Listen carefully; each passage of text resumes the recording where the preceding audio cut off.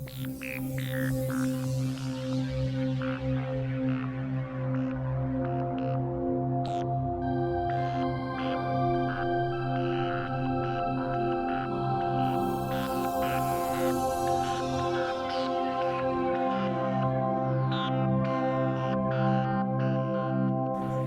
I want you to turn to the person sitting next to you, and I want you to tell them that you're a genius. Hold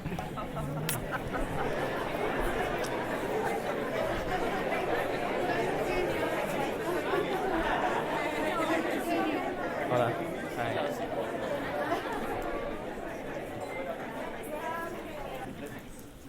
How many people in this audience believe that their thoughts have something to do with their destiny? How many people believe that? So I got to know who I'm talking to here, right? Wow. That's really good. So now here's my next question. How come, as human beings, we keep creating the same circumstances in our life? The same job, the same relationships, the same conditions. How come nothing new happens in our life? I mean, if we accept that belief that our thoughts and our feelings produce our future, then the next question would be, what's happening in my life? Is there anything new happening? Now, quantum physics tells us that there are infinite potentials in the quantum field.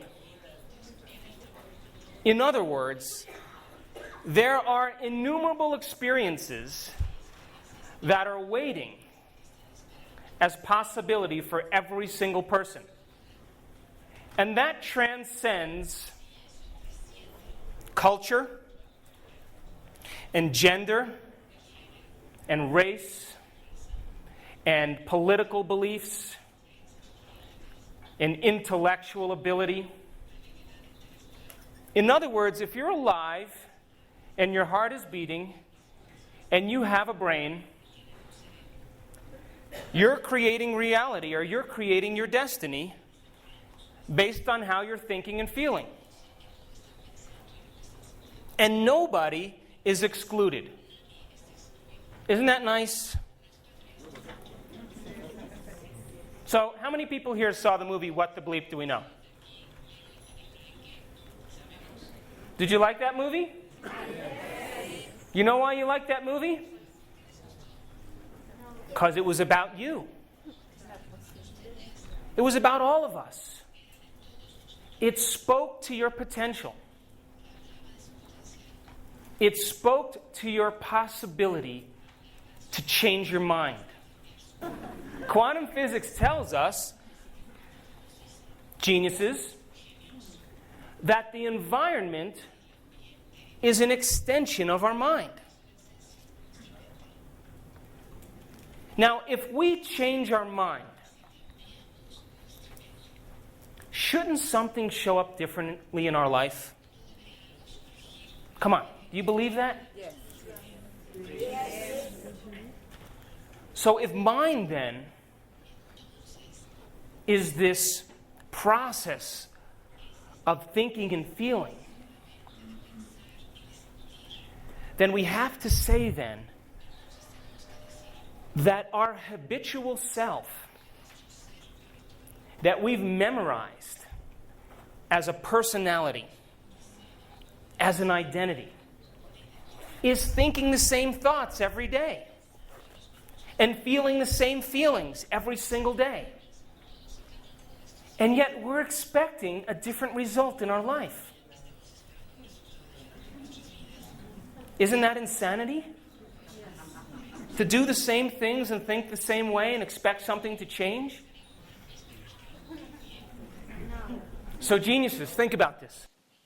If we know that the environment is an extension of our mind, and we really change our mind, the quantum field of potentials should give us some feedback in our life. And then our life becomes a scientific experiment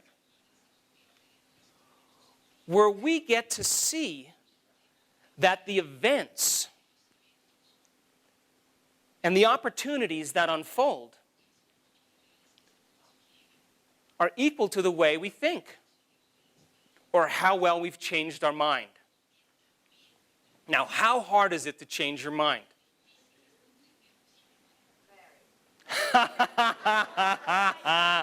Now, I'm not talking about ordering chocolate ice cream instead of vanilla ice cream.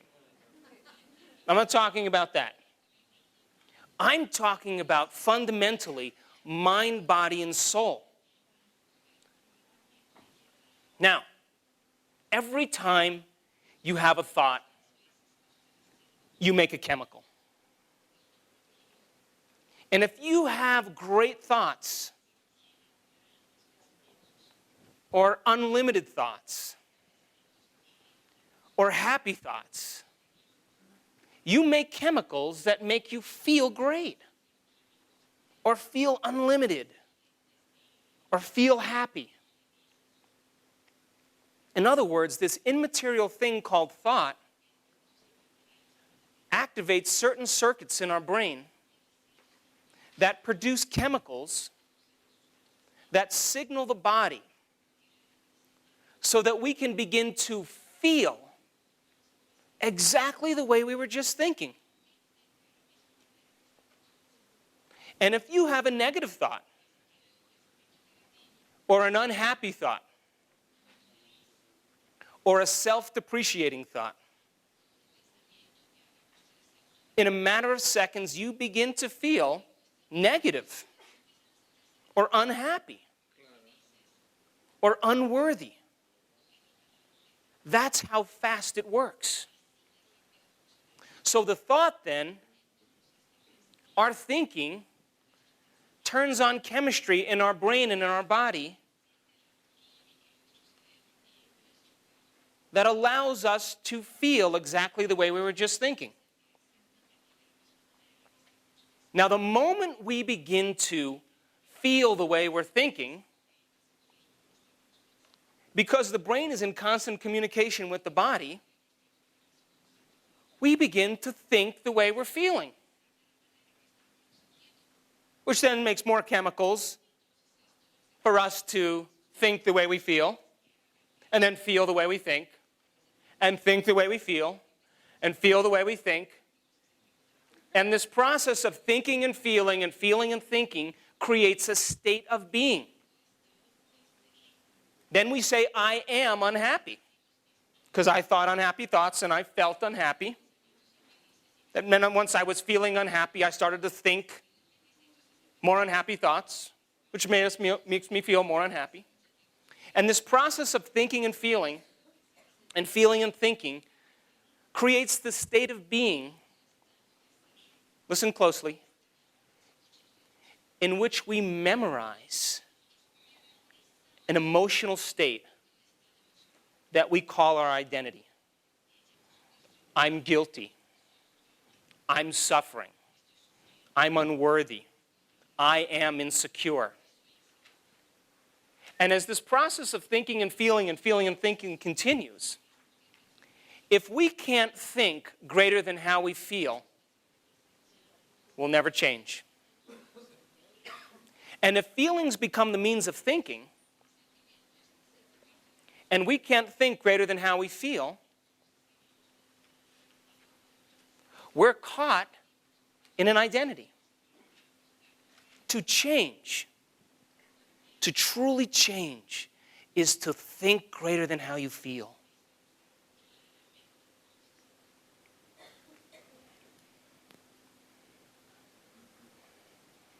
So,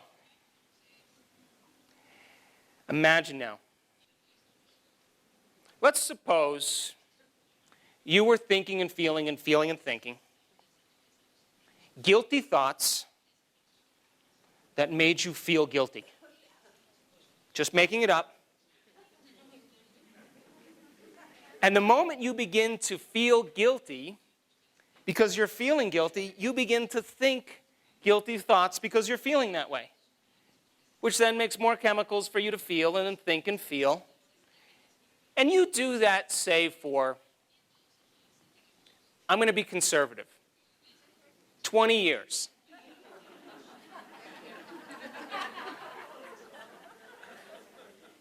And that's because you inherited certain genetic patterns from your parents. Now, you know what you inherit from your parents? What they master emotionally. So if your mother was a master at suffering and guilt, because she was thinking and feeling and feeling and thinking, there's a good possibility one of the offspring are going to have those neurological circuits already patterned in place. Oh, no. But neuroscience and psychology tells us that's only 50% of who we are. That it's the environment, then, that we can shape and change our brains. That our genetics are the starting point in our life. But what if you're raised by the same people with the same emotional propensities? So we begin to think and feel because we're conditioned and we have the genetics in place to memorize the state of guilt and suffering. Have I lost anybody yet? No? Okay, so now let's pretend now you have this moment of enlightenment. And you say, today I stop. I'm not going to complain. I'm not going to blame. I'm not going to make excuses. And if you're Italian, I'm not going to have self-pity. I'm not going to feel bad. I'm going to stop. Basta. That's right. So now, you're no longer going to think the same thoughts that are going to make the same feelings. Right? You're going to say, I stop. So, 2 hours goes by, and you feel really good about yourself.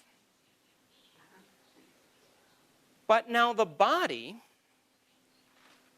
who's been conditioned over time to that cycle of chemistry for 20 years, the body, the cells of the body, have modified the receptor sites to make more room for the chemicals of guilt. And the cells of the body, they go like this.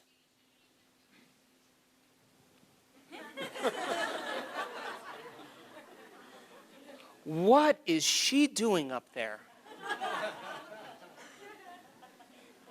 We have changed our receptor sites. We've modified our chemistry. This continuity is pretty reliable. And all of a sudden, she's going to stop today. We can't have that. So all the cells of the body, they get together. And they say, let's send a message to the brain. So now they send a message up the spinal cord, right up to the circuits of the brain. I call that the fast track. Straight up.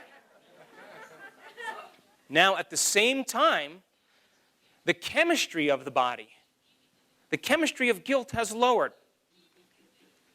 Because you're not thinking and feeling the same way. So, values have lowered. And the thermostat in the brain, called the hypothalamus, says values are going down. We got to make more. So it starts to signal the thinking brain to start to think in its habitual ways. And then the next thing you know, you start to hear these thoughts in your head, the chatter. And it starts to say things like, you can start tomorrow. Tomorrow's a better day. Not today. Or how about this one? Any other time but this time. This is a good reason to suffer. And of course, my favorite is, this doesn't feel right. And the moment we believe in that thought, the moment we listen to those sub-vocalizations in our brain, we immerse ourselves back into that automatic program and we return back to the normal self. Now, psychology tells us that 90% of who we are subconscious programs that we've memorized. 10% of our conscious mind is fighting against 90% of our subconscious automatic programs. So the person may consciously want to be happy. They may consciously want to be healthy. They may consciously want to be free. But the 20 years of guilt and suffering, the redundancy of those chemicals has conditioned the body to be the mind. And when the body becomes the mind, that's called a habit. A habit is when the body's become the mind. So the change then is to pull the mind out of the body and put it back in the brain. So, think about this. How many people here could, at some point in their life, couldn't consciously remember a phone number? And then they pick up the phone, they look down at the number, the keypad, and they go like this. And they dial the number. I mean, what's up with that? In other words, your conscious thinking brain couldn't remember it. But you practiced it so many times that your body knew better than your brain.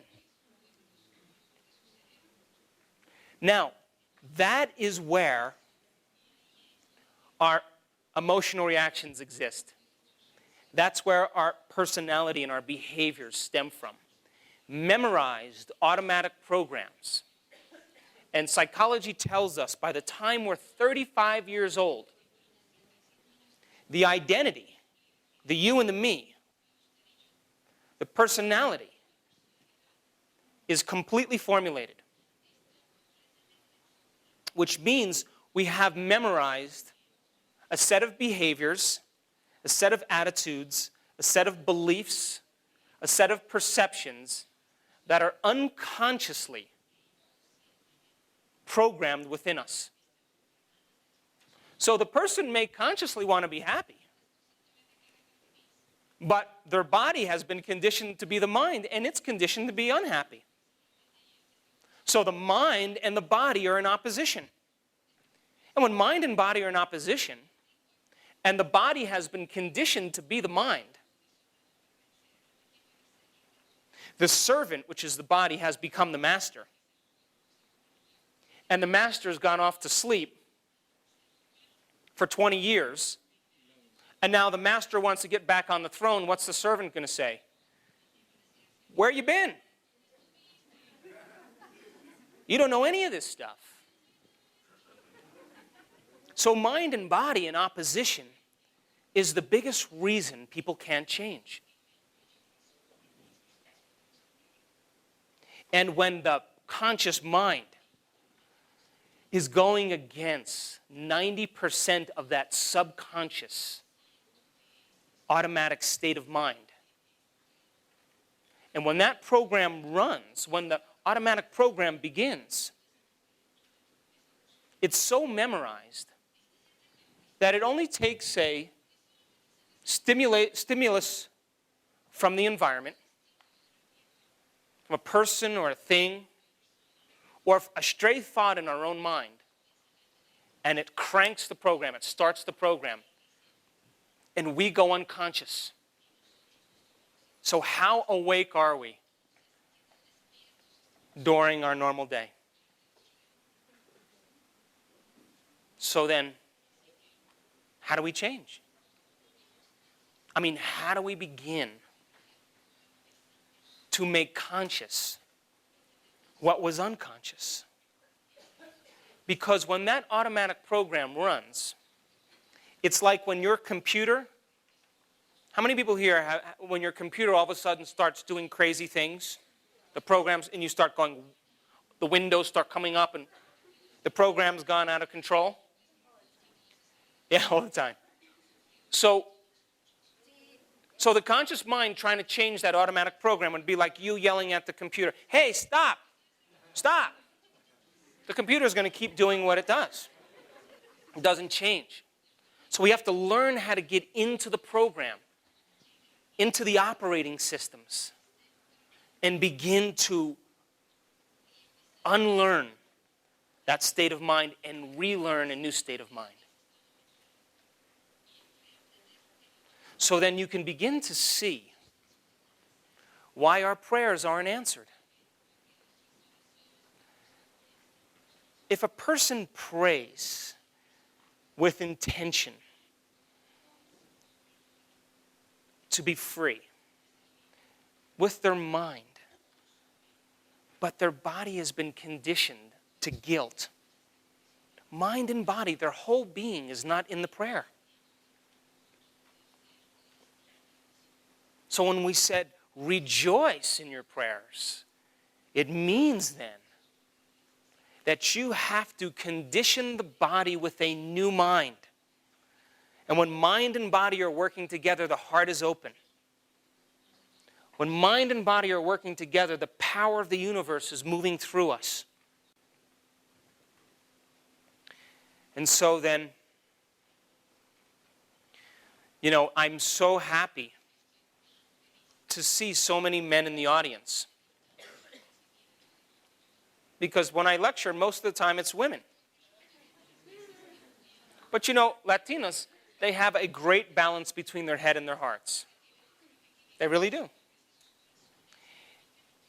And men's brains work very differently than women's brains. Women? Men? Yes? Now, I love to study functional brain scans. I love them. And if you look at a functional brain scan, is a motion picture of the brain. And when we can see the brain in action, or we can see the brain at work, that's called mind. Mind is what the brain does.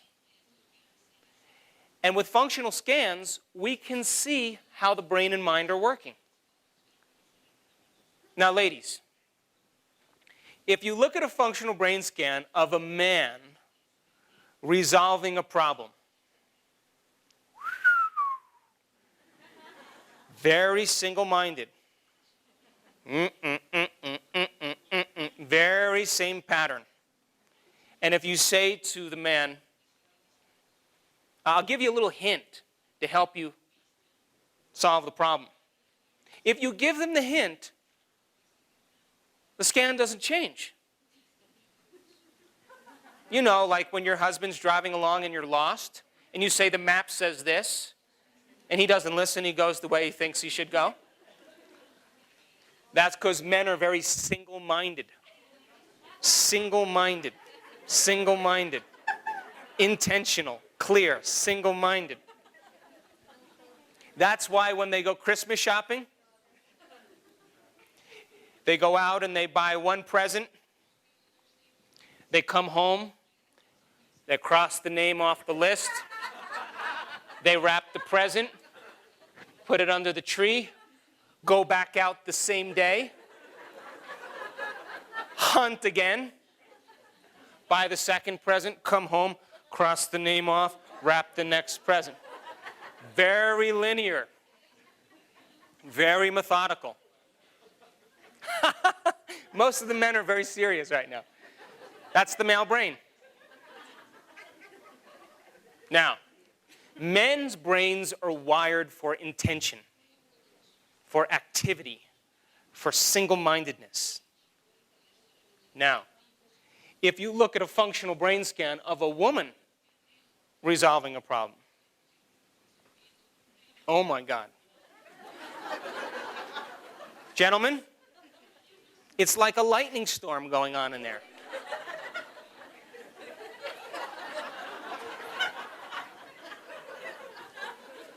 You know how women can change their mind 10 times in 1 second?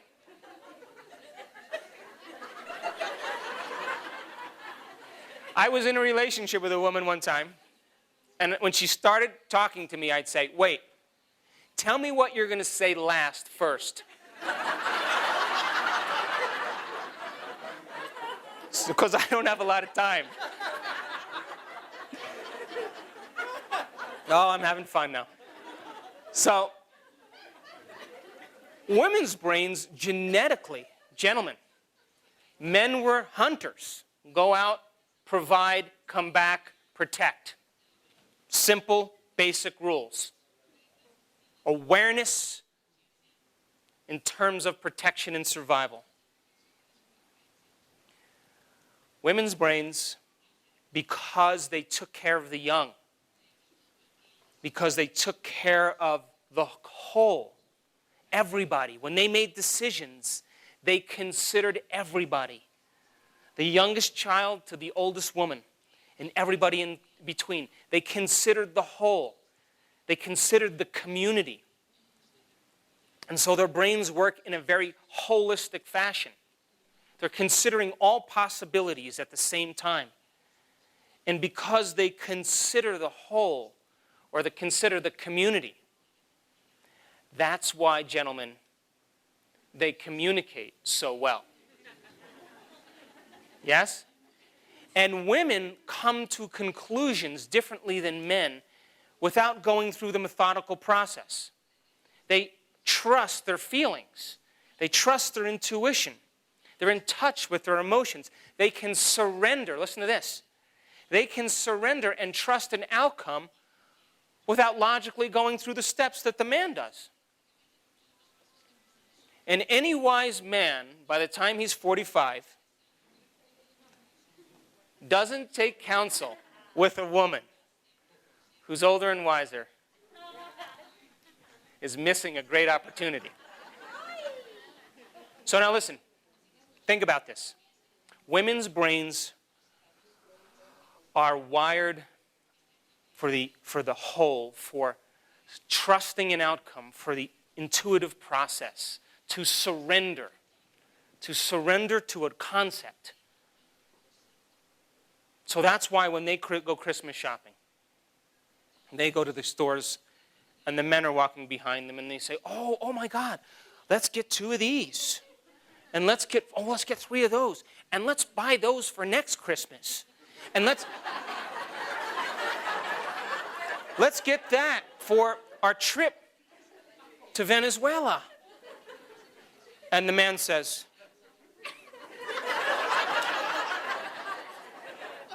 I'm going to go watch the soccer game. Come and find me.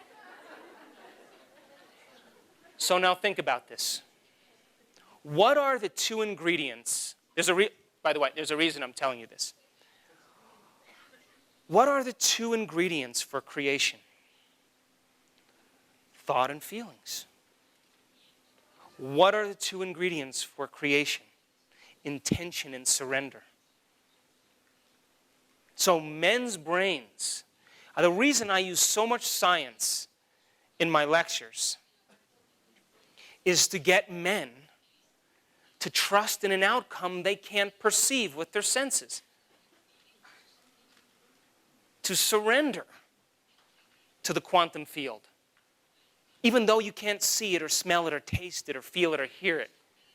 Can you believe in it even though it hasn't happened yet? So we have to provide the science for men to say, I got it. I understand. I can do it. So we have to teach men how to surrender. And women, of course, we have to teach them how to become clear, single-minded, to think about themselves instead of thinking about everybody else, and get clear in what they want. And you know that any man who is clear in what he wants and who is in touch with his emotions is a very attractive man. And a woman who is very single-minded and trusts in an outcome is a charismatic being. So it takes two ingredients. And the reason we know that, because there was an experiment done a ways back where they took DNA, you know DNA? And they put DNA into a vial. Now, this is for the men.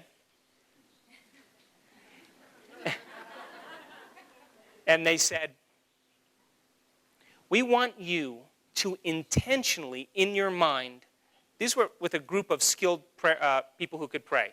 And by the way, prayer is a skill. They said, we want you to intend on this DNA unwinding. Focus and intend on it, just unwinding. And at the end of the time frame, when they checked the DNA, guess what happened? Nothing.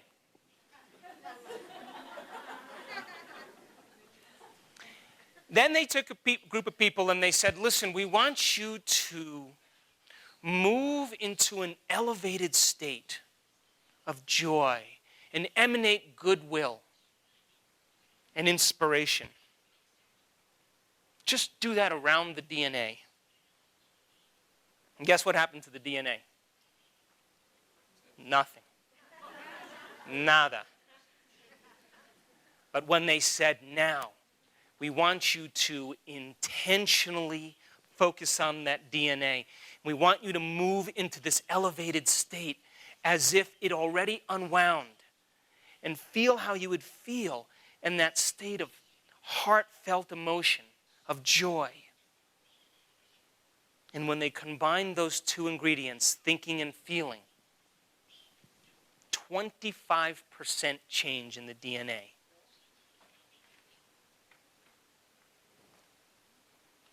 So what are you thinking and what are you feeling every single day?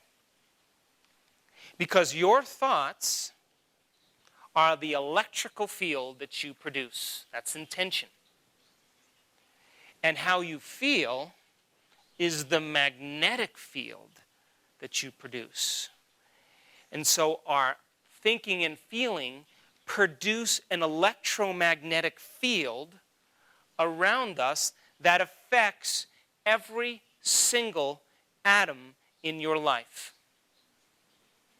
How many people believe that may be possible?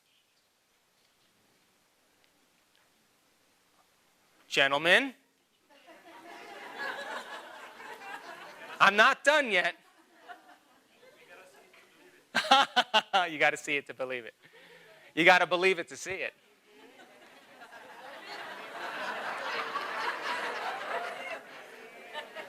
Now, I'm teasing him, but you know what?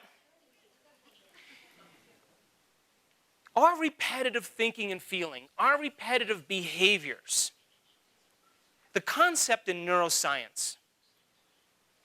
Are you guys still geniuses? Come on. Still geniuses? The concept in neuroscience says nerve cells that fire together wire together. So your repetitive thoughts and your repetitive actions, your behaviors and your intentions force neurons to fire and develop long-term relationships. So if you're thinking the same thoughts and performing the same actions every single day, could you understand how the brain would become hardwired into a certain pattern? 20 years of thinking and feeling and behaving the same way, the neurons become very finite set of circuits. When someone says you're thinking in the box, you're not thinking any other way but the way you typically think. So then to think outside the box is to force the brain to fire in new sequences, in new patterns, and in new combinations. The concept in neuroscience is called neuroplasticity. And what is the main ingredient to make the brain begin to fire in new patterns, to begin to think outside the box? The main ingredient is called knowledge. Learning. Every time you learn something new, you make a new connection in your brain. Learning is making new synaptic connections. Remembering is maintaining or sustaining those connections. So would you agree then as a genius that if you're making new connections, learning new things, wouldn't you agree that those new circuits you could use to make the brain fire in new ways? And do you think that you would perceive reality differently because of the new circuits you made? So I want to play a little game with you. Imagine I put up on the screen there a picture of a Monet painting. And I said, "Isn't that a beautiful painting?" And you would all say, beautiful, beautiful. Then if I took that painting and I took it down off the screen, and I said to you, "You guys know anything about Monet? Do you know that he spent his whole life trying to see things differently? He was fascinated with light. He loved the light first thing in the morning, and he loved the light at sunset. And he tried to capture that light in his paintings so that when people saw his paintings, they would begin to look for it in nature and appreciate nature. And he was known to say things like, the bridge and the wisteria are one and the same. And as a child, his family owned a textile mill. And he would sit and watch the two fabrics come together. And he would trance on how they would form a pattern. And he wanted to paint that way. And as he got older, he developed cataracts in his eyes. Thick protein coating over the lens. And when he looked at the light, the cataract diffused the light. So he started to paint exactly what he was seeing in those impressionistic patterns. And when he was in his elder years, the doctor said, "Listen, you have cataracts. We can take those cataracts out." And he said, "Are you crazy? I spent 45 years of my life trying to see this way."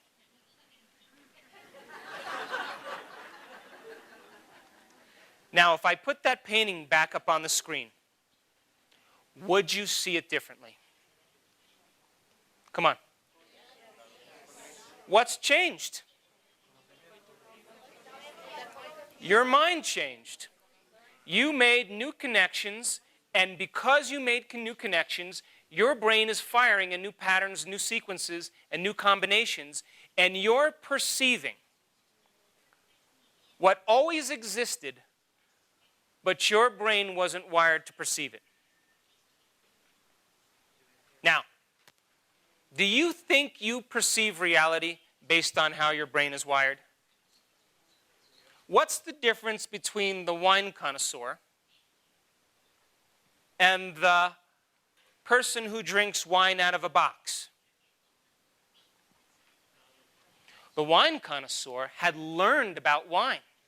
He experienced and paid attention to the flavors. He looked for the tannins in the oak. She smelled the aroma. And every time they associated that smell with that taste, with that wine, they were enhancing the circuits and connections.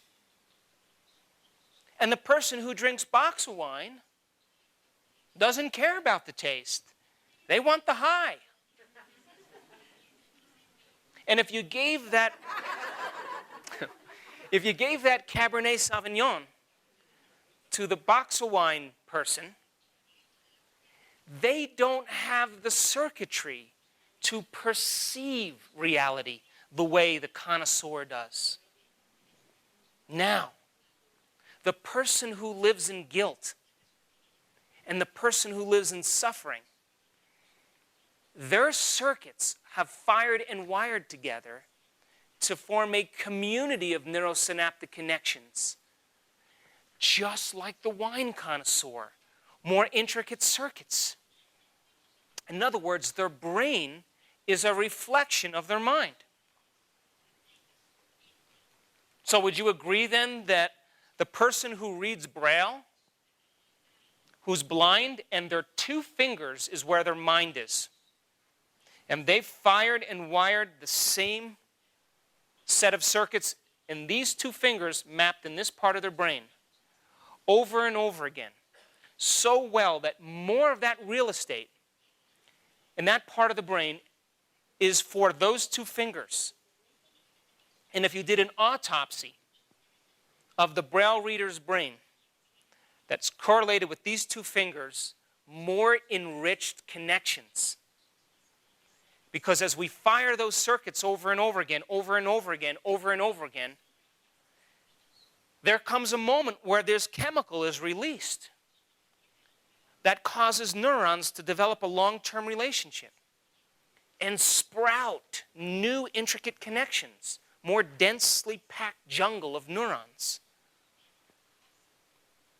So then the brain is the reflection of the person's attention, intention, repetition, and learning, and instruction.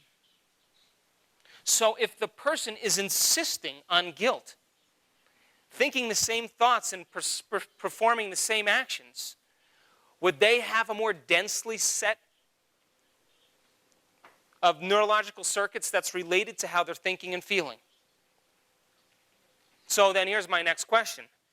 If you accept that you perceive reality based on how your brain is wired, do you think you perceive reality based on how you're emotionally feeling? You do? You know, they did an experiment where they took a group of people, clinically depressed. And by the way, depression is so high in the United States right now. But you take a group of depressed people and you show them equal pictures of a wedding scene and a funeral scene. And then you call them into the lab a couple hours later. And you say, which slides were there more of? Wedding or funeral? They all say, oh my God. There were way more funeral scenes. If you show those same slides, equal slides, to people that are well-adjusted and happy, and call them into the lab an hour later, they see more wedding scenes. So we perceive reality based on how our brain is wired and how we emotionally feel. So we're back to thinking and feeling again. Now, how many people here know someone who, now, I'm taking a chance, who has mastered suffering? Come on, I had an Italian grandmother. I know this one really well. Listen, when my Italian grandmother said the rosaries, I thought there was a war coming or something. It was a very intense moment. I thought she was having a heart attack or a seizure or something. She was praying and suffering at the same time. And I don't know where I'm going. By the way, I grew up thinking Jesus Christ was Italian until I was in 4th grade. She was talking Italian to him. He looked Italian in all the pictures. So you know someone who's mastered suffering, right? And my definition of mastery is when our internal chemical state is greater than anything in our external world. We've memorized the emotional chemical state, and nothing can change us. So you know someone who's mastered suffering, right? How do we know that? Because you say to them, hey, did you read that book that I gave you? No. Did you watch that DVD? No. Hey, listen, we're going to go out to dinner. We're going to do a little dancing. We're going to go see some comedy. We're going to walk down the road and have some ice cream, and then we're going to meet up with some friends. You want to come? No. I've memorized this emotional state, and nothing in my environment, no person, no event, no experience, no condition, no thing is going to move me from this internal chemical state. That's mastery. Now, we have 3 brain systems in one. 3 brains that allow us to go from thinking to doing to being.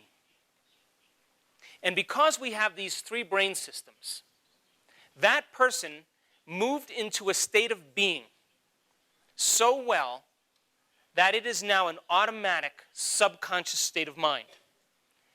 And that internal chemistry is so memorized that nothing can move them from it. And because we have 3 brain systems in place that allow us to go from thinking to doing to being, we can master an internal chemical state of joy. And we can insist on joy just as well as the person who suffers insists on guilt. And we can memorize that internal chemical state so well that nothing from our external environment can move us from it. Because the first brain that we have is the thinking brain. You're listening to me right now with your thinking brain. And as you pay attention, and as you begin to think in different ways, you're reinforcing circuits. You're learning philosophy and information. But that's not enough. We have to apply what we learn. We have to personalize it. We have to demonstrate it. We have to teach the body what the mind is intellectually understood. And when we get the body involved, when we modify our behavior, and we have a new experience, that new experience produces a new emotion. Because the end product of every experience is called an emotion. And feelings and emotions help us to remember experiences better. They tag the experience as important. You remember catching that fish off the coast of Cancun? You remember that surprise Christmas present? You remember your first kiss? All right, maybe your first You remember where you were on 9/11? You remember these things because something from the environment, some stimulus from the environment, produced some internal chemical change. And this external thing that produces some internal chemical change, you pay attention to. You say, what is this that's producing this feeling? Oh, it's that person, or it's that event, or it's this thing. And the identification with that external thing, with this internal change, says that's a memory because it's an event in and of itself. So now, with the new experience, in the midst of the experience, everything we're seeing and smelling and tasting and feeling and hearing, all of our 5 senses are sending information back to the brain through 5 different pathways. And it's causing gangs of neurons to string into place and to release chemicals. And those chemicals signal the body so that you can remember the event. So now we're conditioning the body to learn what the mind has intellectually embraced. Now we have 2 brains working together. The emotional brain, the limbic brain. Now, to get people to go from thinking to doing is like herding cats. Because most people, they want to stay locked in that intellectual realm. So let's just say you read a book on compassion by the Dalai Lama. And now you decide that you got some knowledge and you're going to forgive your mother-in-law. So you forgive your mother-in-law, and you have this new experience, and you feel good. But you can't be asked to be canonized as a saint now. You can't have the experience once.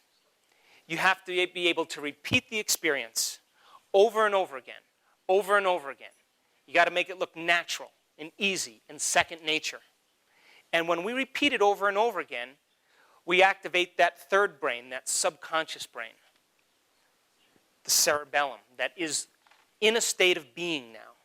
We've practiced it so many times, we don't have to think about it any longer. And when we're in a state of being, our internal chemistry has been memorized. And now we master forgiveness.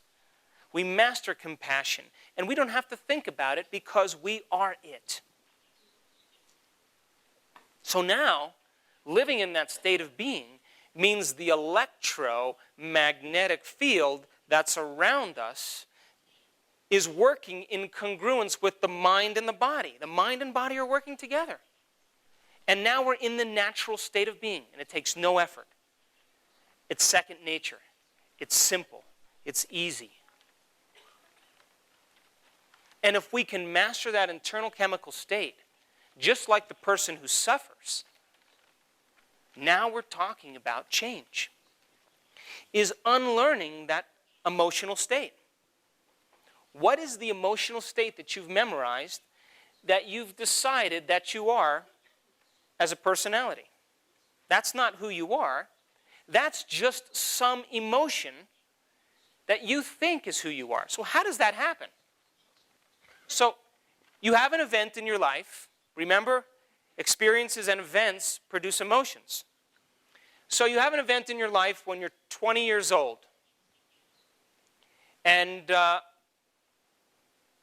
don't know, I'm making this up. Your husband leaves you with 3 children. Okay? Now, that event produces some very strong emotions, right? And those emotions activate the primitive nervous system of survival, the fight or flight nervous system. And those chemicals of survival have us act in very predictable ways, bring up the negative emotions of fear and anger and hatred. You ever notice that when you're angry, you're frustrated? When you're frustrated, you hate. When you hate, you judge. When you judge, you're jealous. When you're jealous, you're envious. When you're envious, you're insecure. When you're insecure, you're competitive. When you're competitive, you're self-centered. When you're self-centered, you're important. When you're important, you're arrogant. Same chemicals driving the brain for thoughts and behavior. But did you ever notice that when you're in love, you're happy? When you're happy, you're allowing. When you're allowing, you're unconditional. When you're unconditional, you're inspired. And when you're inspired, you've got great ideas, and you don't hold on to things any longer. New chemicals driving our thoughts and driving our behaviors.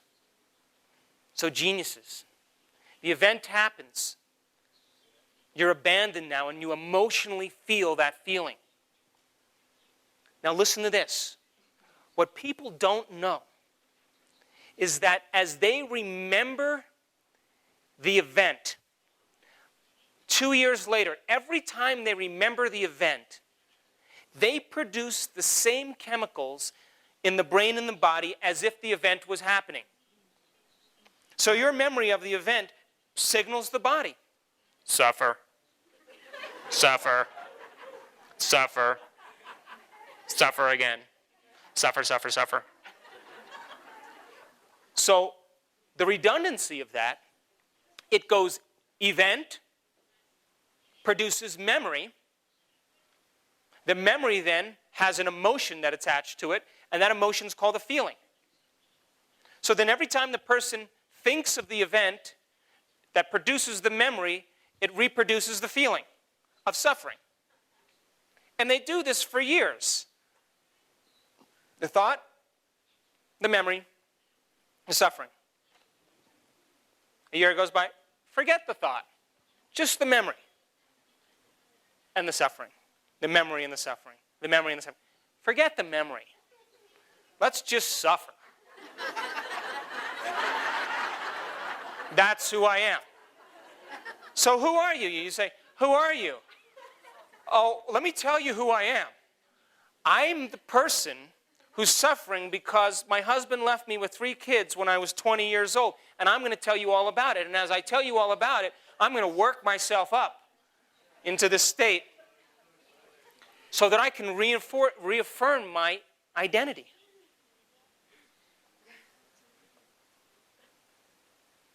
So then the person who can't change, the person who says, you see, I'm this way because my husband left me when I was 20.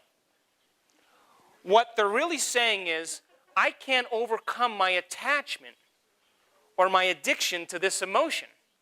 I can't get it off me, and it's so part of me that I'm going to tell you why I can't change. It's because of this event. Is that it's not the event. It's the emotion.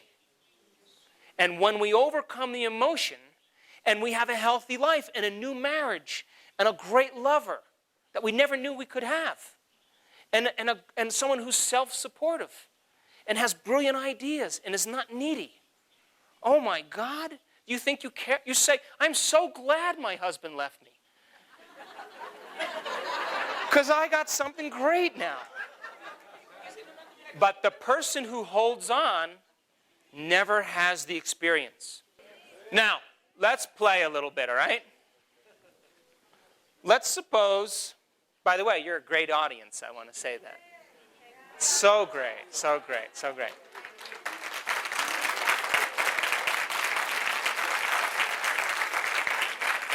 You know, the greatest gift you could ever give anybody, as far as I'm concerned, the greatest gift you could ever give anybody is your attention.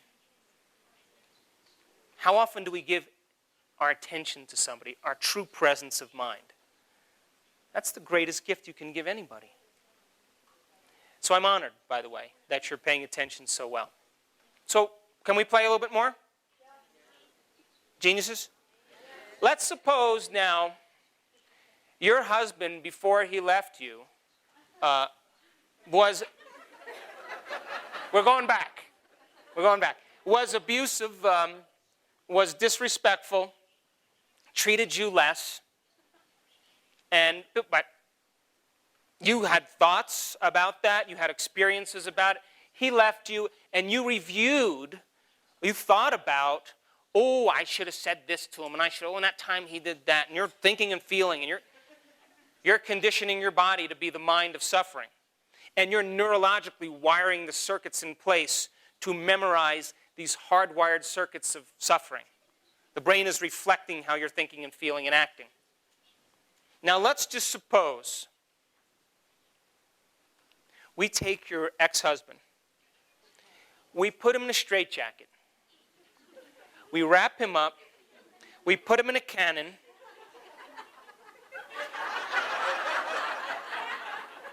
he's going to be safe, don't worry.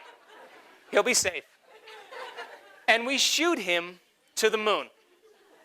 Now, Here's my question. He's gone.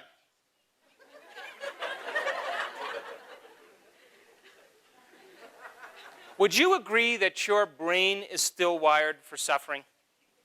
Would you agree that your body is still conditioned for suffering? Brain and body, mind and body are in alignment. You're the master of suffering. So, would you agree that you perceive reality based on how your brain is wired? So, guess who you pick in the next relationship? Same guy, different haircut. And maybe age. Out of 1,000 people, you'll pick them out. Because your brain is looking for that to fulfill your emotional needs. You know how we know that? Did you ever meet someone for the first time? And you say, hi, how are you? What's your name? Sally. Hi, I'm Joe. And then you say, where are you from? Mexico. My wife is Mexican. Familiar person. Emotional connection. Ooh. Where do you live in Mexico, specifically? Oh, I had some friends that lived there. When did you live there? All my life. All your life.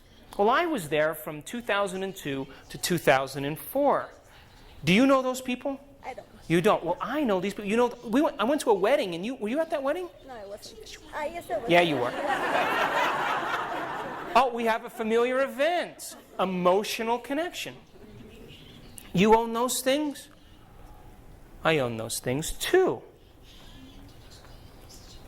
And you've had those experiences? I've had those experiences too.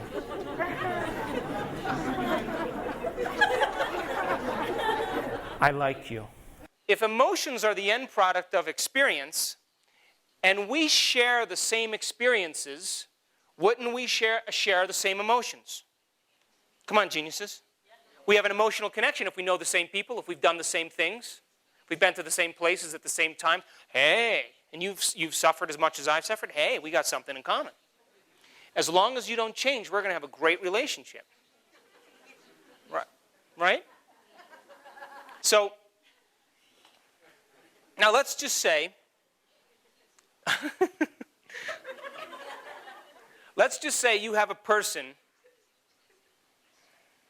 that you walk with every day and you complain about your life with. You know, you walk with your girlfriend and you complain about your boyfriends or your husbands. Or, you know, you have a friend that you golf with. Thank you. You have a friend that you golf with, and because you golf with this guy every day, you complain about business and the stock market and politics. And you have that emotional connection with them. Now all of a sudden you're going to change. And you're going to say, I'm not complaining anymore, I'm not blaming, I'm not making excuses, and I'm not feeling sorry for myself. And you're walking with your girlfriend, and she's going off, you know. And you're just walking, and she says, what is wrong with you today? Aren't you going to jump in with me? Or your friend, you know, you're golfing with, and you're playing great golf, and you're focused on the game, and he's complaining about all these things in his business, but you've decided not to complain anymore. They're going to say, hey, buddy, you okay? You're not gonna suffer with me here? I like you better the other way. And so in the process of change, we break our connection with the external world. We break our connection with the environment. We break our connection to all the elements that reinforce the automatic programs to define us as an identity. Neuroscience and psychology tells us that the brain, you guys still geniuses? So I want to ask you a question. The brain is organized according to neuroscience, to reflect everything that you know in your life, everything you know in the environment. A chair, a book, a person, place you live, place you're going to go, things you do, things you can demonstrate. The brain is organized to reflect everything we know in the environment. So if the brain is organized to reflect everything in the environment and our thoughts have something to do with our destiny, if the environment is causing us to think, if we're responding to the environment every single day by recognizing familiar people and familiar emotions and familiar places, wouldn't you agree then, if the environment is causing us to think, what are we creating more of the same? We're reinforcing the same circumstances in our life. In other words, as the environment causes us to think, we're only thinking equal to the environment, which causes the same things to unfold. To change is to think greater than the environment, to think greater than the circumstances in our life, to think greater than the conditions in our world.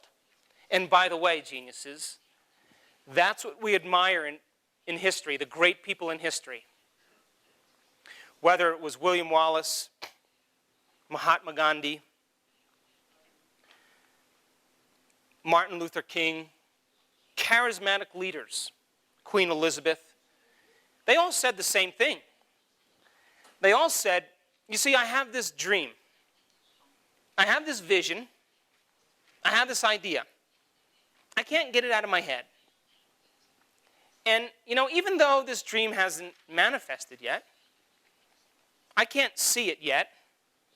I can't smell it or taste it or feel it or hear it. I don't have the experience of it yet. But I'm going to live as if it's already happened. I'm going to live as if it's happening now. And I don't care what happens to my body. I don't care what the conditions are in my life. And I don't care how long it takes. I'm just going to live as if it's already done. Now that leader is a true leader. Do you know why? Because he has mind and body working together. She has behavior matching her intention. She has thoughts and actions aligned. Mind and body are working together. A true leader has mind and body working together. A politician has his mind doing one thing and his body doing something else. So, can you believe in a thought, a dream, a vision, that you can't perceive with your senses, but you've thought about enough times in your mind that your brain is reflecting the event ahead of the experience? If you can live by that law, you're living by the quantum law. We can prepare the brain, the mind, and the body ahead of the actual experience. And if the brain, the mind, and the body are ahead of the actual experience in the quantum field, the experience happened. Because the body and the mind are reflecting it already. So how does subjective mind affect the objective world? In other words, geniuses, does your environment control your thinking, or does your thinking control your environment? So if the brain and the mind and the body are ahead of the actual experience, and it looks like in the brain that the event happened, it looks like in the body's already changing as if the experience happened, wouldn't you agree then in the quantum field the event has happened? And now the event finds you. The quantum field rearranges your life. And it comes in a way you can't predict. And it's fun. And it's surprising. And it leaves no doubt that it came from this greater mind. Because if you can figure out how it's going to happen, it's not new. And the brain wouldn't change. It has to be a surprise, and the brain loves surprises. And so the brain is no longer a record of the past. But if the brain and the mind and the body are ahead of the experience, now the brain is a map to the future. And the privilege of being a human being is that we can make thought more real than anything else. And because we can make thought more real than anything else,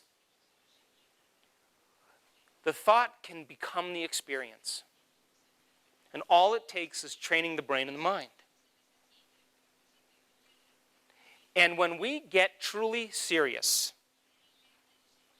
and we make up our mind, you know, when you make up your mind about something, how many people have said, that is it. I am done. You know, that's the first time your body says, oh my God, he's actually serious today. Instead of, I think I'm going to get happy. You know, I think I'll start tomorrow.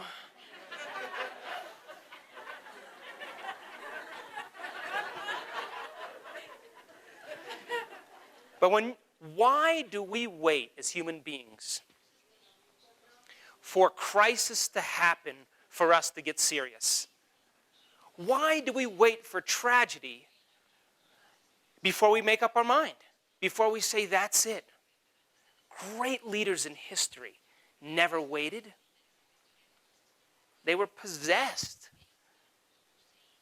You know, why do we talk ourselves out of greatness?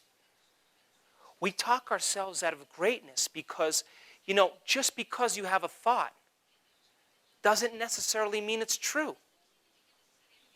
And the moment that we realize that we can observe our thoughts and observe our actions without participating in them, we're on the first step to change. Because the privilege of being a human being says, because we have this big frontal lobe of ours, 40% of our entire brain, we have this faculty called metacognition that says we can observe our thoughts and observe our behaviors so that we can change our thoughts and change our behaviors so that we can produce a better outcome in our life. So that we can forecast an idea into the future.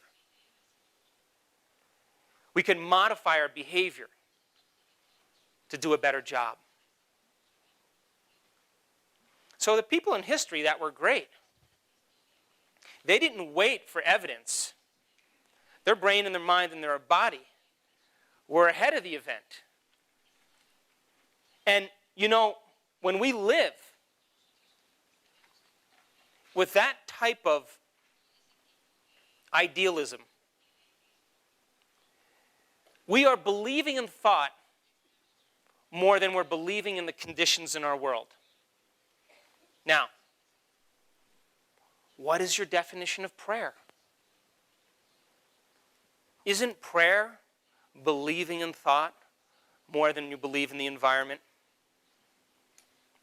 Aren't you believing in your intention more than you're believing in your circumstances?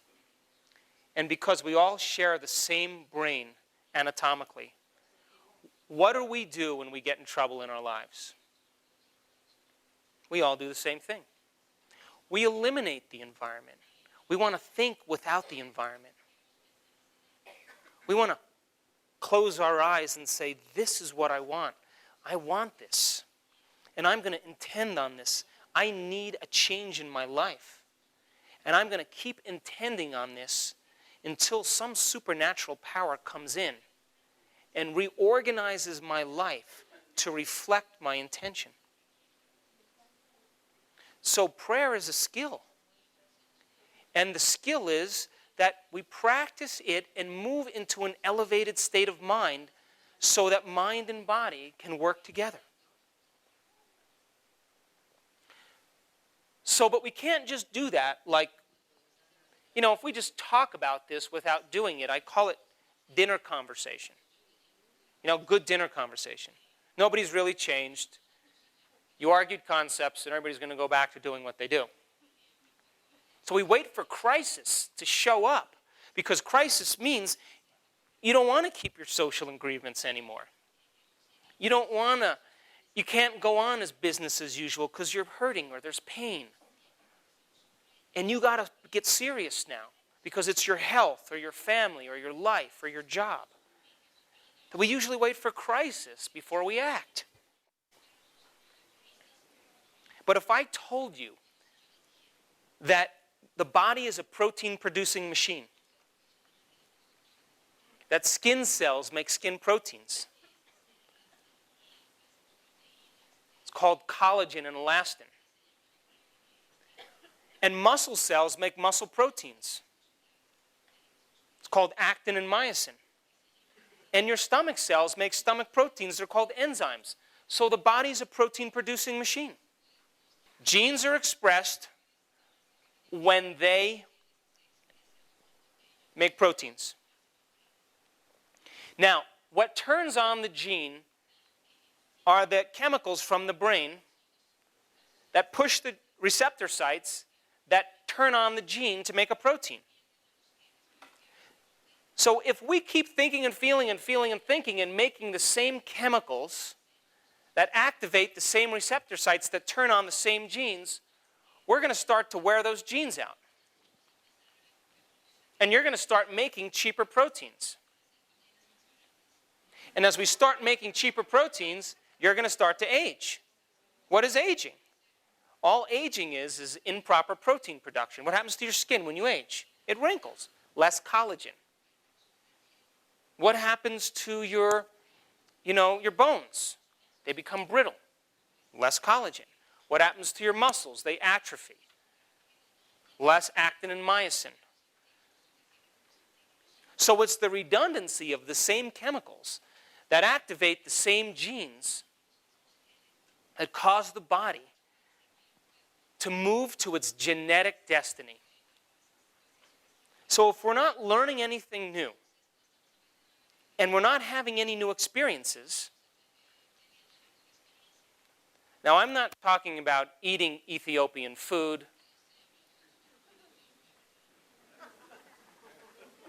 or getting a new haircut. I'm not talking about new hairstyle. I'm not talking about that. I'm talking about having your thoughts create your destiny. An unknown experience. If we're not having those events in our life, we're left with the genetic circuits that we've inherited from our parents. Which means we're going to think the same thoughts as our parents, behave the same way as our parents, and feel the same feelings that our parents felt. But neuroscience says that the brain is not hardwired, not as hardwired as we once thought. That learning and experiencing upscale the hardware of the brain. And that genes are as plastic and as changeable as your brain. But genes are like on-off switches. They're like lights. Certain lights are turned on and other lights are turned off. And the redundancy of thinking and feeling and feeling and thinking keeps signaling the same cell to keep certain lights on and the other lights off. But could we theoretically turn on new lights and turn off other lights? Is that possible? So, if you were to take the genes, the genes of one cell out of a skin cell, and you were to stretch it end to end, it would go 2 meters high. If you took all the genes out of your body and stretched them from end to end out of all the cells of your body and lined them up end to end, it would go to the sun and back 150 times. If you took all the genes out of the 6 billion people on the planet and you put them all together, it would fit in a grain of rice. And we express 1.5% of our genes. The other 98.5% is junk DNA. Out of that 98% that we express, we're 96% chimpanzee. 300 genes away from a chimp. 70% rat. But the genes are a library of potential. And we can turn on new genes and turn off old genes. You know how we know that? Because they're beginning to do experiments to say, we know that anger and pain and fear and anxiety and stress dysregulate genes to cause disease. 75 to 90% of every person that shows up at a doctor's office in the Western world shows up because of a stress-related disorder. And those chemicals of stress are what begin to break the body down. So they said, if these negative emotions make us sick, in other words, if our thoughts can make us sick, can our thoughts make us well? Good question, though, right? So they took a group of diabetics, type 2 diabetics, who were insulin dependent, developed diabetes later on in their life, turned on the genetic expression of diabetes. And they said, okay, one group is going to watch a boring, humorous lecture. We're going to feed them a very good meal, and then we're going to see what their blood sugar levels are. And their blood sugar levels went up about 123 points, which put them in the danger zone. So then they give them insulin. The insulin takes the sugar out of the bloodstream and deposits in the cells for energy. You guys still with me? Geniuses? Now they took another group of people and they had them watch a comedy show. For 1 hour they laughed. And they rated their laughter on a scale of 1 to 5. And this was a Japanese study. So for Japanese people to laugh, that's a big deal. I've been to Japan, I know. So it was a Japanese study. And now, after the comedy show, they measured their blood sugar levels. And those people who watched the comedy show, their blood sugar levels only rose about 70 points. Almost half of what the other people did. So then the scientists that did the experiment said, oh, well, you know, that's really simple. You start laughing, you contract your abdominal muscles, you contract your diaphragm, you're going to use up blood, sugar. But the geneticist that did the experiment, he tested the gene. Now check this out. They turned on some 23 genes in 1 hour just from laughing. 23 genes. They turned on new lights and they turned off old lights. In other words, the genetic expression of diabetes got turned off to some degree, and the genetic expression of health got turned on, regulating glucose, just from laughing. Now, did they say, I got to think to my pancreas, you make insulin? Or did they just move into an elevated state of joy? Come on, which did they do? Why is it that when someone is subjected to stressful conditions in their life, that their hair turns gray overnight? Overnight. That's genes at work. So what genes are you turning on? What lights do you have on? And what lights do you have off? What have you memorized emotionally that you live by, that you think that is your identity? Because remember, we said thought, memory, feeling, thought, memory, feeling, memory, feeling, memory, feeling, feeling. This is who I am. Now, if we could remove that emotion that's driving your thinking, driving your behavior, and driving those other feelings, would you agree then you could unlearn that and make room to memorize a new emotional state? How many people think that's possible? Now, if you can get mind and body working together where you're not only thinking it, you're feeling it, and now you're thinking, your intention is producing an electrical field, and your feeling is creating that magnetic field, and your electromagnetic field is joy, then wouldn't you agree then that something's got to show up unusual in your life? Because now you're living the prayer. You are it. You're being it. And the quantum field only responds to whoever we're being. Who we're being, what we've memorized. So a person can say, I'm thinking positive. I'm thinking thoughts that are positive, but how are they being? Negative. So mind and body are in opposition. They could pray all they want for a great outcome, but if they're feeling the opposite, it doesn't work. Why does the placebo work? Why can you give someone a sugar pill? Why can you give them a saline injection? Why is it that you can fake a surgery?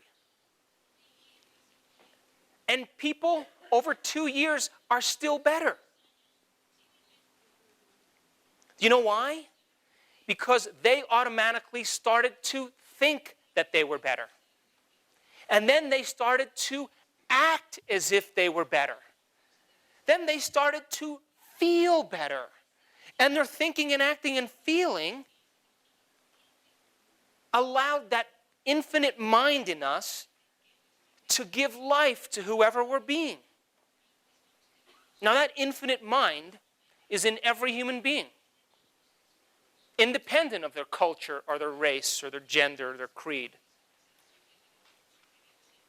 And so, however we're being, however we're thinking and feeling and acting, if the placebo was given and you're acting as if you're better and thinking as if you're better, the thinking and acting is going to produce a state of being.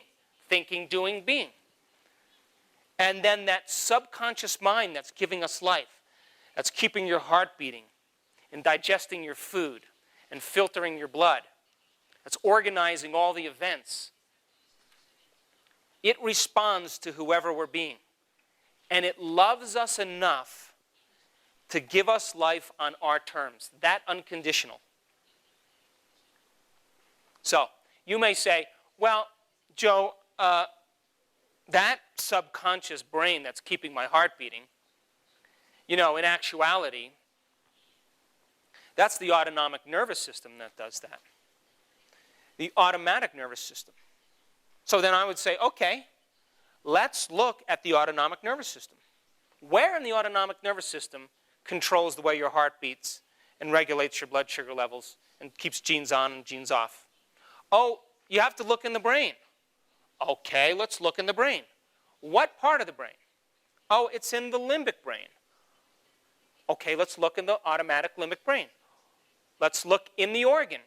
Where in the organ is it? Oh, it's in these tissues. Oh, those tissues control those things? Okay, let's look at those tissues. Oh, in those tissues, it's those cells that do it. Okay, let's look at the cells. Okay, what are the chemicals in the cells that are making that happen? Oh, it's those chemicals. But who's giving the instruction to those chemicals to do that if they're just inert materials? Oh, it's the molecules and the chemicals that do it. Let's look at the molecules. What are the molecules? Oh, those are atoms. It's the atoms that are doing it. Okay, well, let's look at the atoms. Well, 99% of the atom is nothing. It's invisible. It's energy. It's electromagnetism that's instructing the atoms, which instruct the molecules, which instruct the chemicals, which instruct the cells, which instruct the cell membrane, which instruct the tissues, which instruct the organ, which instructs the system, which instructs the body. And that immaterial aspect of us that has a mind that's so much greater than our mind gives us life on our terms. And so, have you developed a relationship with that intelligence? Have you taken time to interact with that mind every day? Just like you have a relationship with your husband or your girlfriend or your wife or your dog or your cat or your kids, even though it's invisible? Have you taken the time to give thanks for your life? Have you taken time to say, how can I do a better job today? I want to surrender my suffering to this mind. I need your help. Why do we wait for the end? Why not take care of the emotion that's going to lead to the physical manifestation later on in your life? Can you beat the health condition? And if you can get your mind and body working together and get that old mind out of the body and put a new mind in and maintain that modified state of being, your life should change. Now, if you gained a new mind that had new thoughts and new feelings, and you practice that every day, in the beginning it's hard. Just like learning how to play tennis. It takes a little practice. You got to put all your attention on it. But if you keep going, it starts to become familiar, doesn't it? Now, do you know the definition of meditation? The exact Tibetan translation? The exact translation. Close. The translation means, meditation means, to become familiar with. That's it. Nothing mystical. We're going to demystify meditation. So, if you sat down and said, I want to change myself, I better become familiar with this feeling. Instead of turning on the TV, instead of getting on the computer, Latinos, instead of getting on the cell phone, set it down and say, what is this feeling? Ugh, I'm running from this feeling. I'm not going to run from it anymore. I'm going to look at it. And what are the thoughts that I think when I feel this way? How do I really think? How do I behave when this consumes me? I want to become aware of it. I want to make conscious what was once unconscious. And what are the other feelings that I work myself up into? Now, if you were able to do that and become familiar with your unconscious thoughts, your unconscious actions, your unconscious behavior, and your unconscious feelings, and you became conscious of them, would you be meditating? Come on, geniuses. Absolutely. Absolutely. Nothing mystical about that. We just went into the automatic program, we brought the material out, and we set it out, and we're looking at it. And if we can become conscious of it, guess what? Tomorrow, because we're aware, we say, anger is how I've lived my life, and if I respond now, I'm going to go unconscious, and it's going to be 8 o'clock, and I'm going to be gone. But if I restrain myself, because if I get angry, the only person I'm affecting are my own cells, not that person, but me. Guess what? I'm not going to respond. I love myself enough. This is loving to me to not do that. And you make a different choice. Would you agree that you're on a different future? And if you made that choice the next day and was able to do it day after day, would you agree that now you're on a whole new lifeline, a new timeline, a new quantum potential? This is how simple quantum physics is. You choose a change, and you maintain that change. You're going to be thinking and acting in different ways, and you're going to walk away from your genetic destiny. And you're going to keep practicing it until it becomes visceral, becomes physiological, it becomes part of you. It is you. So then if I said to you, what is the greatest ideal of yourself? What would a great person think? How would a great person act? How would they feel? Would they be, my definition of inspiration is to move and act without consideration. When you're inspired, you're not considering obstacles. There are no obstacles. There's just life to live. And if I said to you, what's the greatest ideal of yourself? And as you began to fire and wire neurons by thinking in new ways. So if you can begin to think in new ways and become familiar with it because you're reviewing it over and over again, the repetition makes it familiar. would you agree that you're becoming familiar with a new mind? Are you meditating? Absolutely are.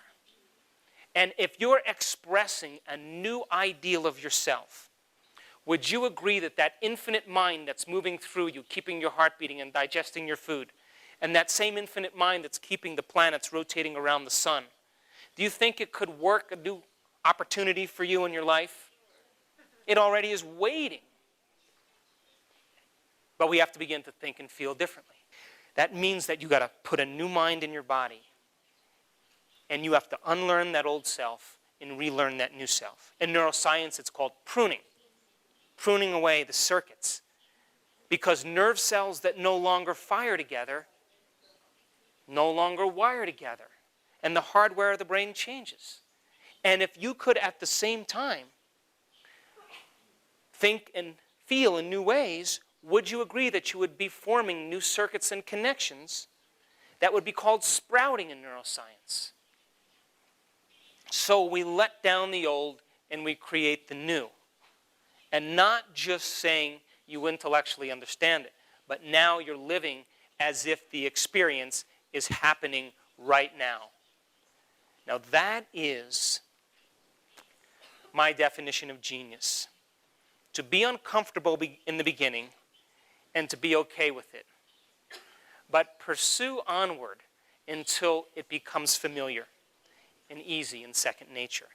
The word meditation in Sanskrit means to cultivate up a new self. How, if you're a Himalayan master and you come down out of the mountains and you're enlightened, and the farmers say, how did you do that? What do you think they're going to say? You got to dig up the old self, pull out the weeds, dig up the old crops, make room for the new, and we're going to plant a new self. To cultivate self is to meditate. And there's nothing mystical about it. The Buddhists talk about it in a simple way. What is that human aspect of yourself that's driven by destructive emotions? And get familiar with who you are. And think about it a lot. Observe yourself and your actions. And we'll give you the antidote. If it's anger, we'll teach you compassion. And that's a state of mind and body. And if it's jealousy, it's loving kindness. And that state of mind. And we can unlearn the old and replace the new. And human beings have unlimited potential because we have proof in our brain and in our genes that we're much more than we think. It's that we talk ourselves out of greatness every single day. And we believe that that's true. And because we don't have any ideals in the world, we tend to fall to our lowest denominator. And we suffer quietly, thinking that there's no hope. And yet,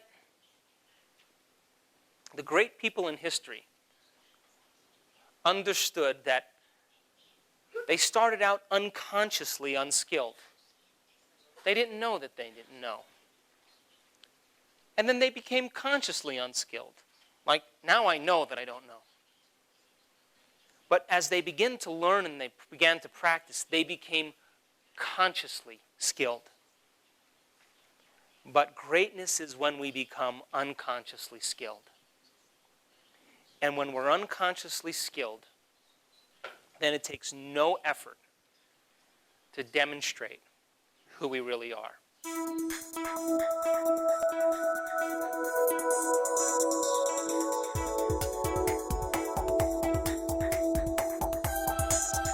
Well, the concept of reinvention of self is a concept in neuroscience that everybody's beginning to understand as a possibility.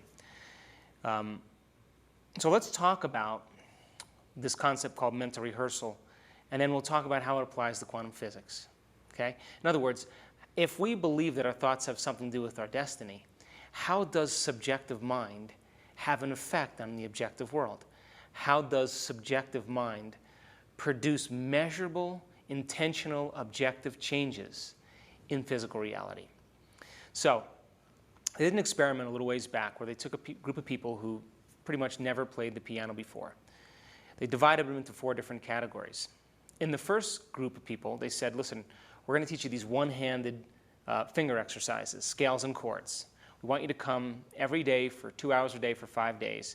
You practice these scales and chords. We're going to do a functional brain scan of your brain before. We're going to do a functional brain scan of your brain afterwards. And we're going to see if you've actually grown new circuits. Now, functional brain scans are like a motion picture of the brain. Regular CAT scans and MRIs are like a snapshot of the brain. We're looking for anatomy. We're looking for broken parts. We're looking for missing parts, injuries. But a functional scan allows us to see the brain in action, or to see the brain at work.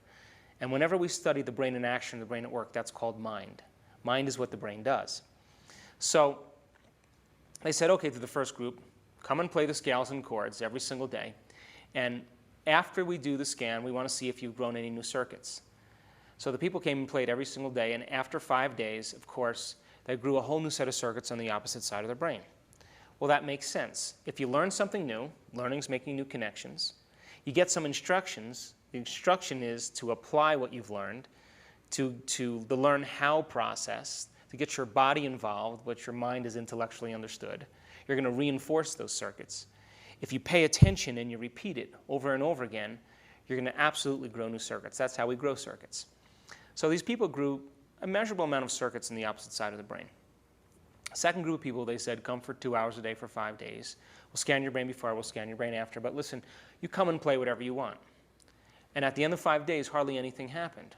Why? Because they didn't get any knowledge, so they didn't make any new connections. They got no instruction.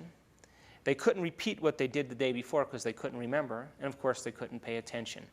So there was no template or no map for them to follow to reinforce circuitry. The repeating thing. The repetition. But the template starts out with learning. Right? If you learn the scales and chords, then if you apply what you learn and you get some instruction, now that process is an experience, and the experience shapes the brain. So the third group of people, they said, don't even show up. And of course, there was no change in their brain at all. In other words, don't learn anything new, don't do anything differently, and your brain doesn't change. The last group of people, they said, come for 2 hours a day for 5 days. We'll scan your brain before, we'll scan your brain after. But listen, what we want you to do is we want you to close your eyes and we want you to mentally rehearse playing the scales and chords. At the end of 5 days, they grew the same amount of circuits as the people who physically demonstrated the activity. Now, that was a monumental experiment because it showed that we can change our brain just by thinking differently. And not only that, when we're truly focused and we're truly paying attention, because of the size of the frontal lobe, the brain does not know the difference between what's happening out there and what's happening in here. In other words, the thought becomes the experience in and of itself when we're truly focused. Now, why is that? Well, the frontal lobe is kind of like the volume control of the brain. It makes up 40% of our entire brain, largest in human beings and any other species. And it's the seat of our free will. It's where we invent. It's when we speculate. It's when we pay attention, when we plan, when we remember, when we make decisions. It's the CEO of the brain. It's the symphony leader of the brain. But when we're learning or when we're paying attention or when we're planning and we're deciding, we don't want to be distracted by any other extraneous stimuli. So the frontal lobe literally lowers the volume to time and space. It literally lowers the volume to the feedback from the environment, the feedback from our body, and even our awareness of time. So when that happens, we get very present with what we're doing. And when we get present, that's the moment we make circuits, we make connections. So the people who were playing the piano were so involved with what they were thinking about, so focused on what they were doing, that the thought became the experience and the circuitry reflected in the brain a new mind. So when we change our mind, the brain changes. When we change our brain, we change our mind. So it's a complete cycle. So how does that apply to you and I?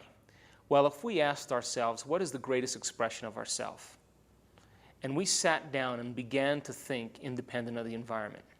We closed our eyes and eliminated the stimulus that we normally perceive. The brain wave patterns would begin to slow down. so much so that we would begin to relax the body enough so that the brain and body are no longer distracted. The moment that that happens, if we started to answer the question, what is the greatest expression of myself? What is the greatest ideal of myself? What would it be like to be happy? Who do I know in my life that's a happy person? What would I have to change about myself in order to live in joy? Who in history do I admire that I want to be like?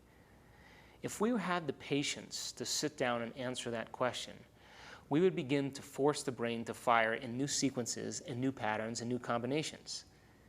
And if we can make the brain fire in different combinations or different patterns, we're making a new mind, right? We're changing mind.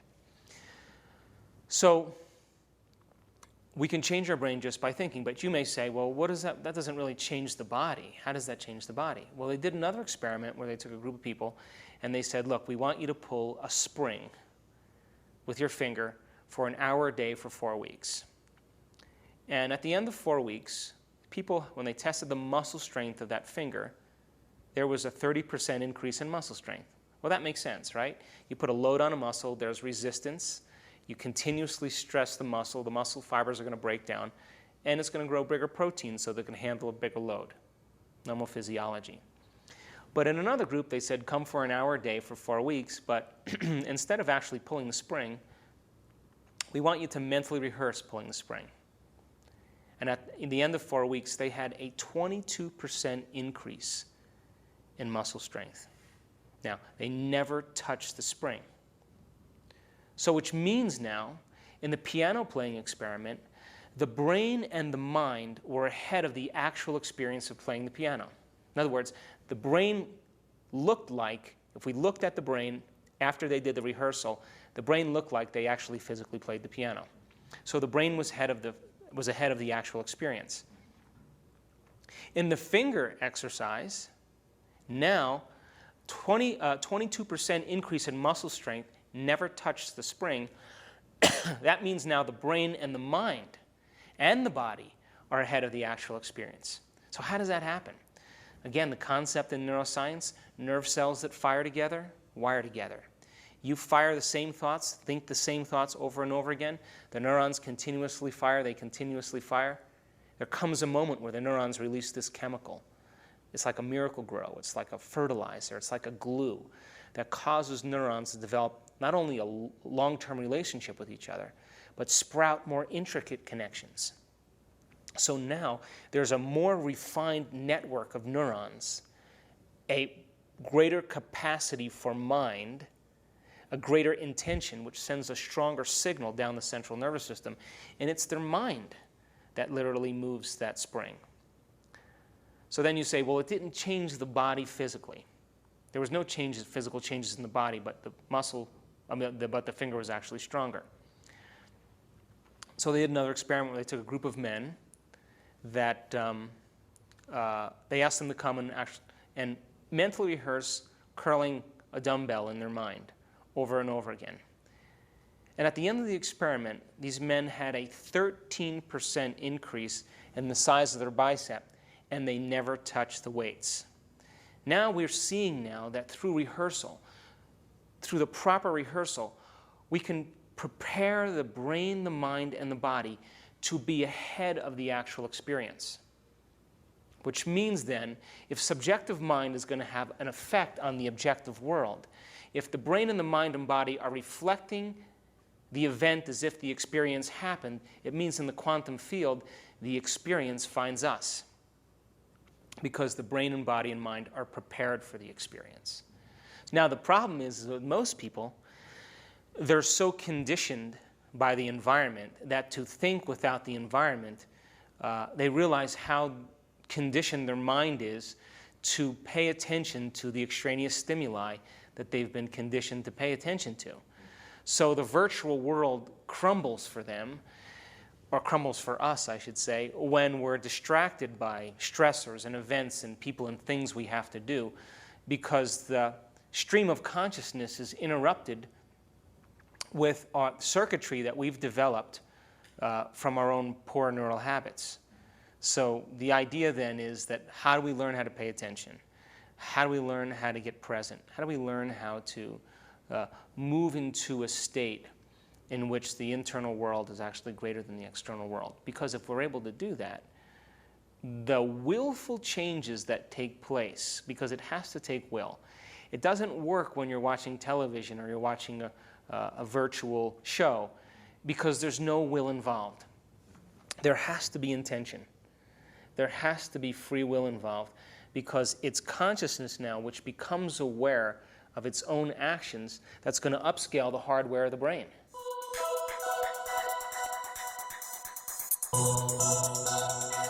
So let's talk about video gaming, because it's a phenomenon in our culture right now. So here's a kid, he's playing his video games, and every time he or she plays a video game and they blow somebody up, or break through a wall, or shoot something down, or punch somebody, or kick them, or score, or whatever they do, there's an amazing release of dopamine in their brain. And dopamine is the pleasure chemical.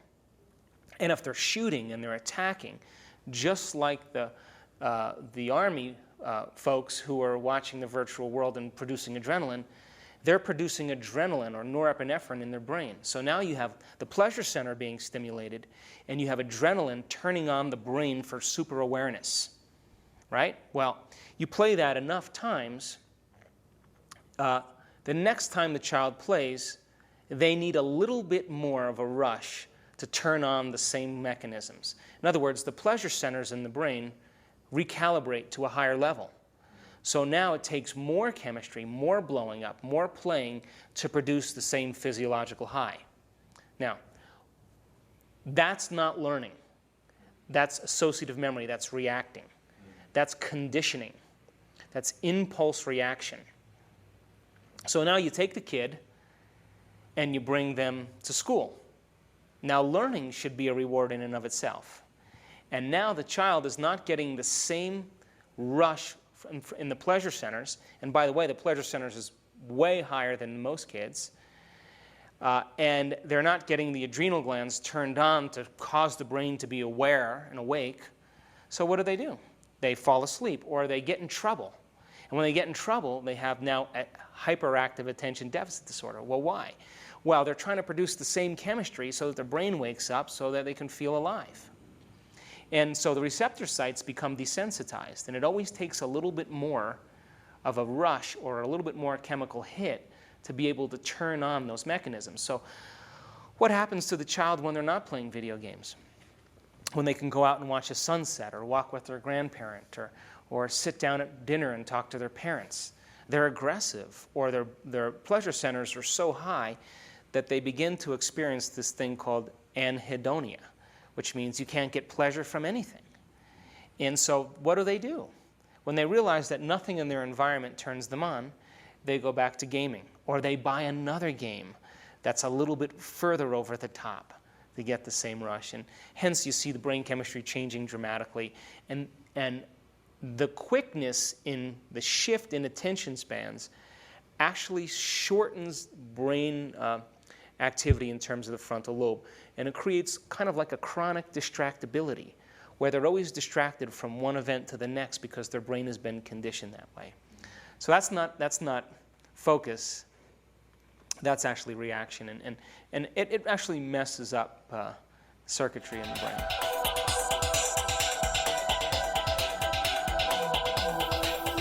Yeah, you have to be present. Time and space have to disappear.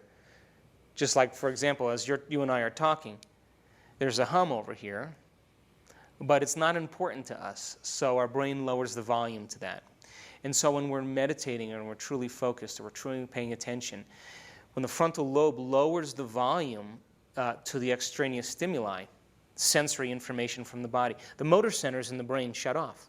In other words, there's no mind there any longer. So there's no activity there. If there's no activity, there's no mind.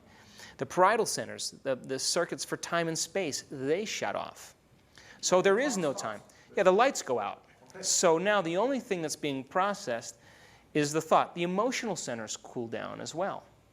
And so now the reality is the thought. And that's when the brain captures it and begins to pattern it three-dimensionally. I mean, my definition of true presence and true attention is when I forget about myself. when you're so involved with what you're doing that you want to elongate the moment, you want it to last. You're not running from it, but you're enjoying, you're expanding into the moment instead of contracting from the moment. Oh, by the way, neuroscience is actually showing right now that attention is a skill, that you can improve it.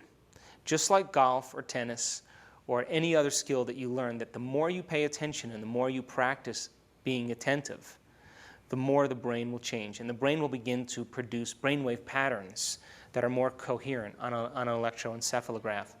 That coherent frequency or that coherent pattern is when neurons love to gang up and dance to the same rhythm and make new circuits and new connections. So we can take people who have attention problems and we can train them then to begin to improve their attention so that so mind has more control over the body.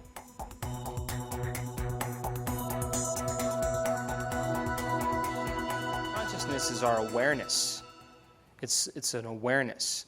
So when we're aware and we're present with whatever thought we're embracing, the brain can record the event, the thought as an experience. And so most of the time in our waking day, our awareness is on the body, the environment, and time. Our brains are conditioned to pay attention to the environment through our senses and to be aware of our body and how it's feeling and to be aware of time. That's a very simple survival mechanism. And it's also kind of this pain and pleasure mechanism because the thinking brain is always evaluating the environment to determine what's going to feel good based on its memory. It's going to want to move towards that and move away from what's going to be uncomfortable and what feels bad. Now that's basically how we've learned throughout our entire life. You know, when an infant is young and it cries out and it gets fed, it learns to associate crying out with being fed because that is a positive identification or association that gives rise to a habit or a behavior. Something externally from me produces some internal chemical change. And that external thing producing this internal chemical change, I'm going to notice my internal subjective chemical change and I'm going to pay attention to that so the next time I know how to get it. Move towards comfort. By the same means, if you put your finger on the hot stove as a kid or stick a fork in the light socket, in a matter of seconds you learn to associate pain with that activity. So 1 or 2 times, maybe 3, you start to pay attention with that internal chemical change called pain with that external event. And that causes us to develop negative associations or identifications that give rise to habits and behaviors. So we're conditioned in our life to move towards feeling good and move away from feeling bad. Now that's really good in terms of chemical needs and development. But when we get into bad habits, then it becomes interesting because to change is an uncomfortable process. To change is to think greater than how you feel. To think greater than your current chemical continuity, to think greater than the conditions in your environment, and to think greater than time. In other words, we have to think and act greater than what we typically do with the environment, the body, and time. It means we have to shift our attention from the constant stimulation from the body, the environment, and time, and begin to think in different ways. And so the other means of development is called creation. And when we're truly creating, there is no body, there is no thing, there is no time. In the process of creation, the brain now begins to work in different ways so that we can plan. We can devise a strategy. We can think about how we can modify our behavior. And as we begin to speculate possibilities, the brain, the frontal lobe, begins to take all of the knowledge and experience that it has, the neural networks that are reflected in terms of things we philosophically know or events we've experienced, and our wisdom as well, and begins to seamlessly piece it together to create a new idea or a new model. And now that new model becomes the plan. Now, it takes a few times to reinforce the circuitry to maintain that level of mind. Because the moment some extraneous thought takes place in our brain or some stimulus in the environment activates the familiar circuits, we forget our intentions. We forget what we were just planning on becoming. And so there's this tug of war between the old self and the new self. There's a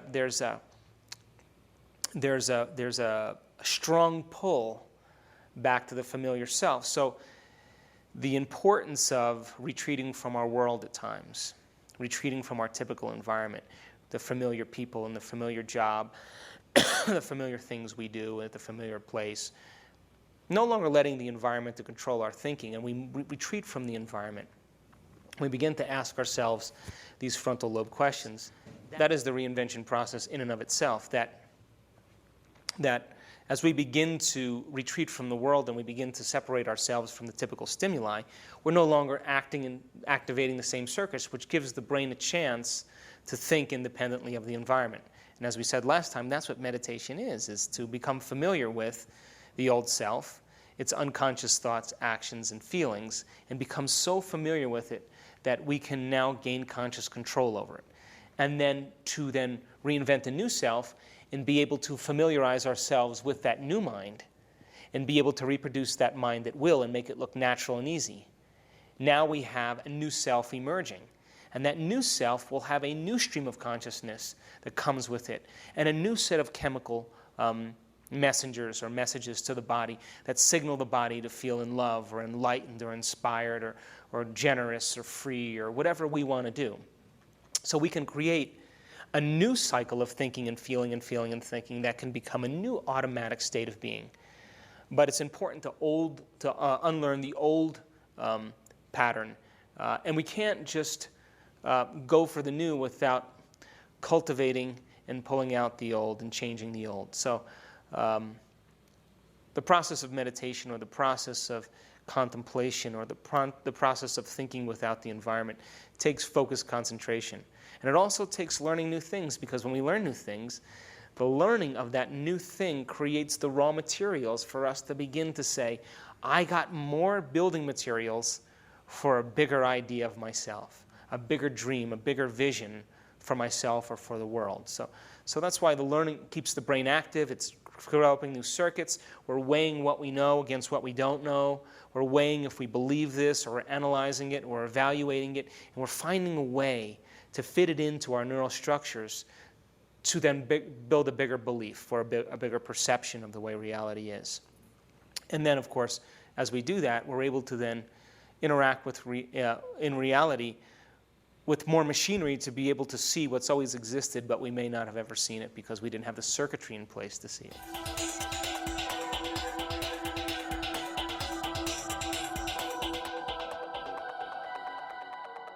Creating this ego is the one that creates this separation. The ego is when we get rooted in our ego, it means that all the automatic emotional states have been finalized, our behaviors are complete, and our thinking and our attitudes are predictable. And so when the ego is living as the ego, it's concerned about self. Its attention is on self.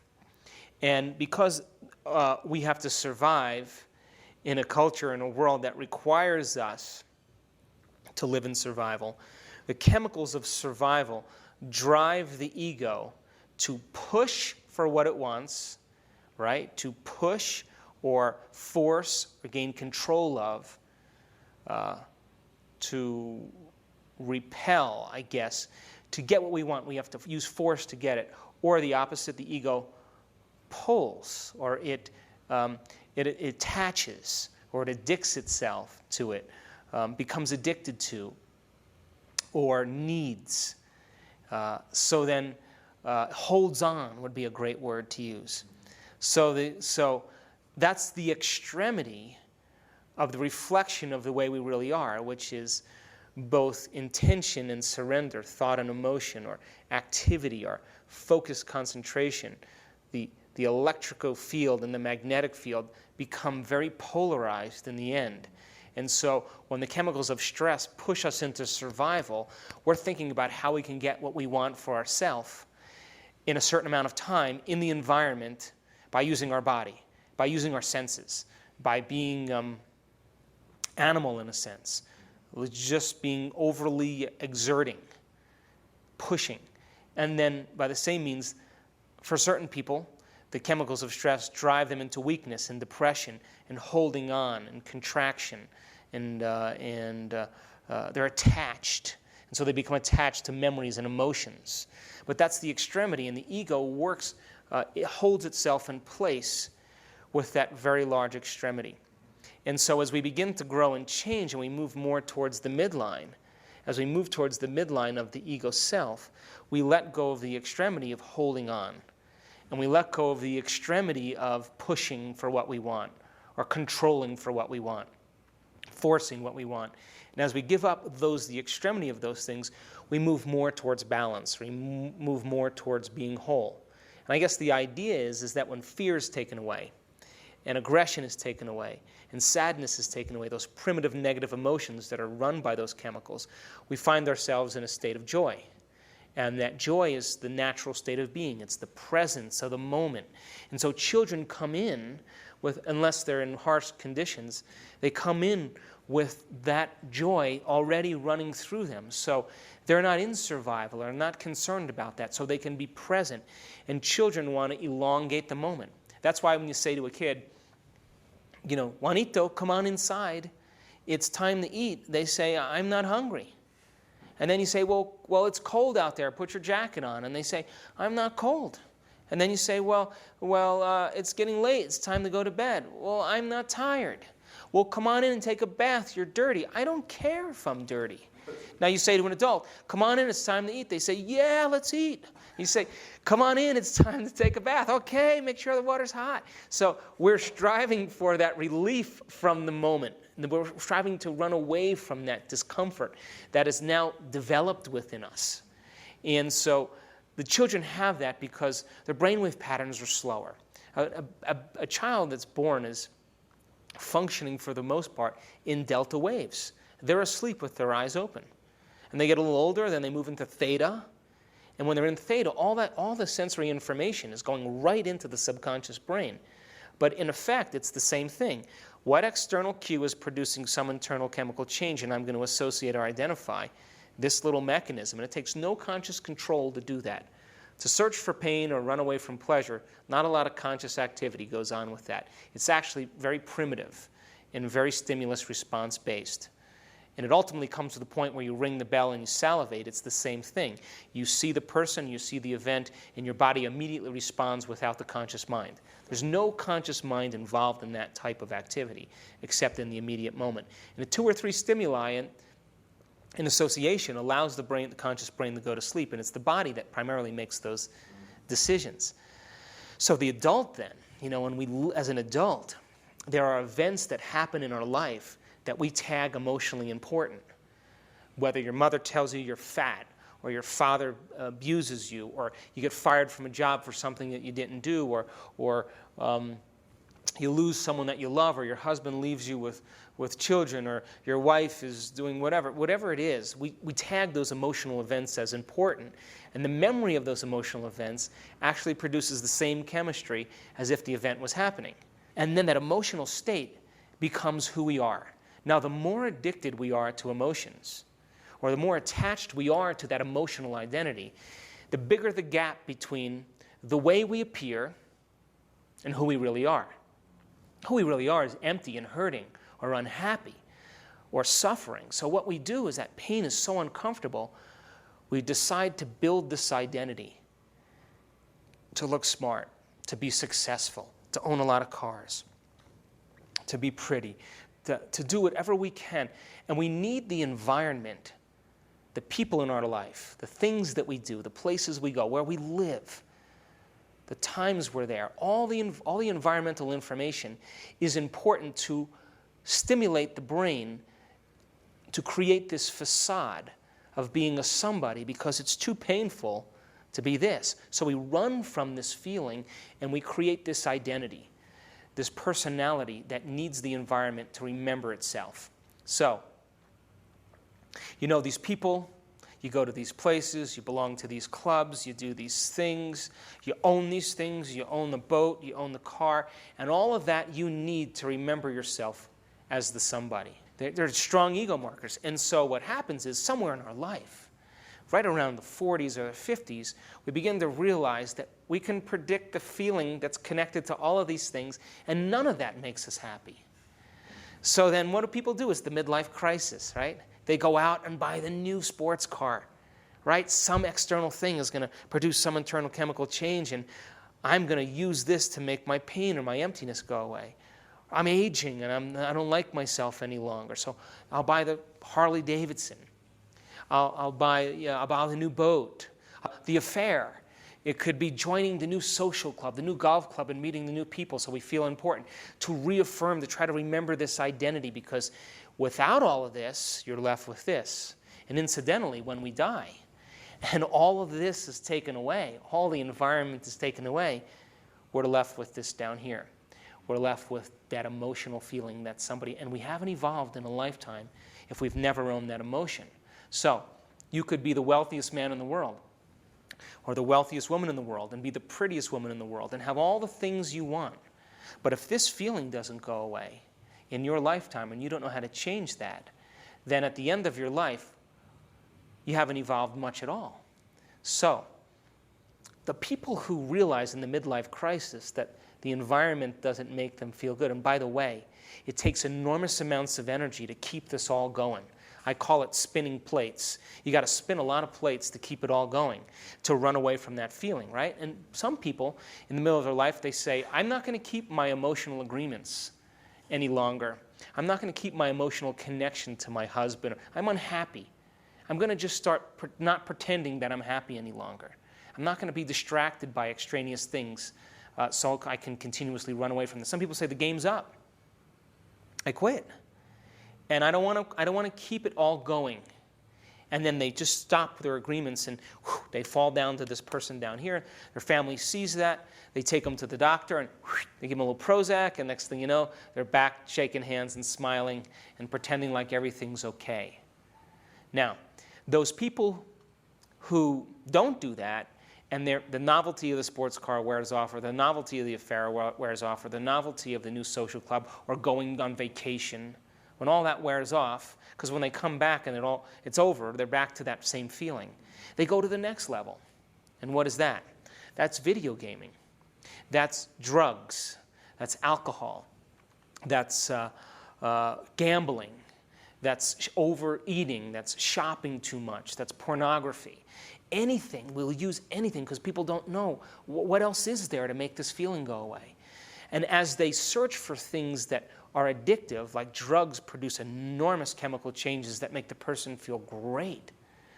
The problem is that the next time they use the drug, they need a little bit more because the receptor sites on the outside of the cells become desensitized. It's like living with a spouse that always yells at you.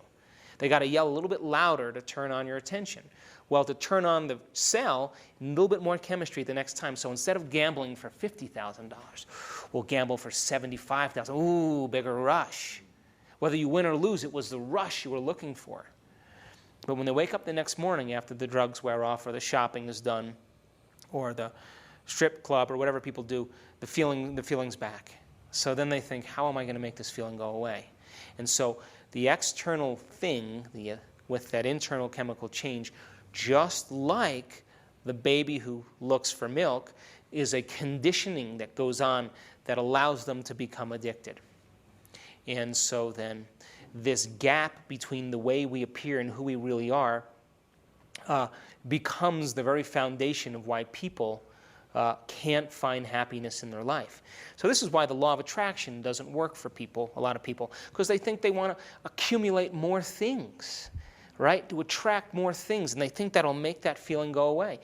The universal law does not work that way. The law of attraction will not work for that person until we look at that emotion instead of turning on the TV or getting on the computer or getting on the phone or playing a video game or getting on the internet or whatever people do to distract them, to say, what is this feeling?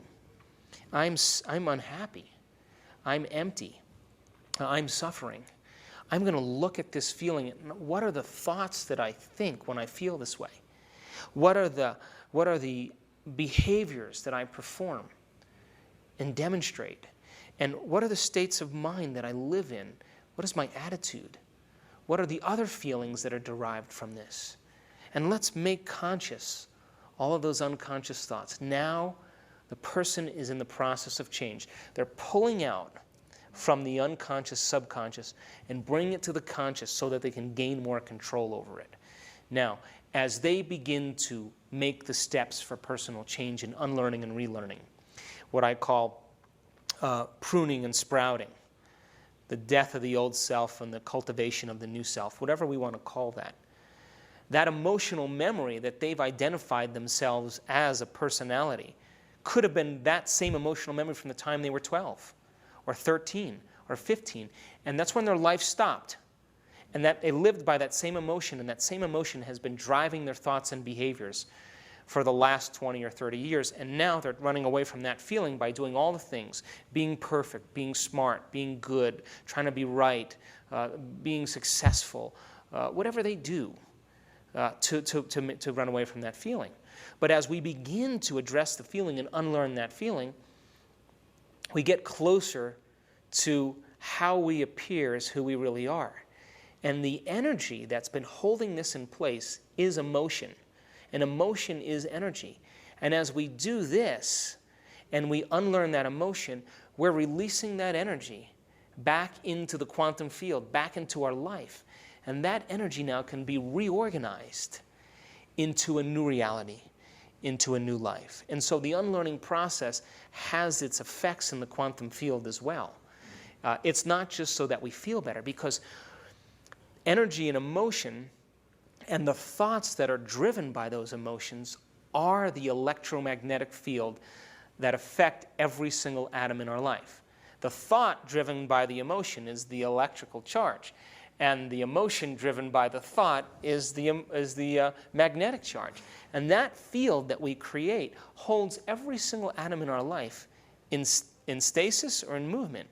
And so if you can see, if we start owning the emotion, or freeing ourselves from the emotions, or becoming unattached to the emotion, that's energy now, and electromagnetism and thought that is now released as pure energy to be reorganized into our life. Now, if we can then take that energy and begin to think in new ways, and begin to feel in new ways, and create an elevated state of self, so we should see some measurable changes in our life. In other words, we should have feedback from our world, from our reality, that is measurable as a result of our intentions, our behaviors, and our feelings. And that should come in a way that we can't predict. It should be surprising. The greater mind should organize that event for us.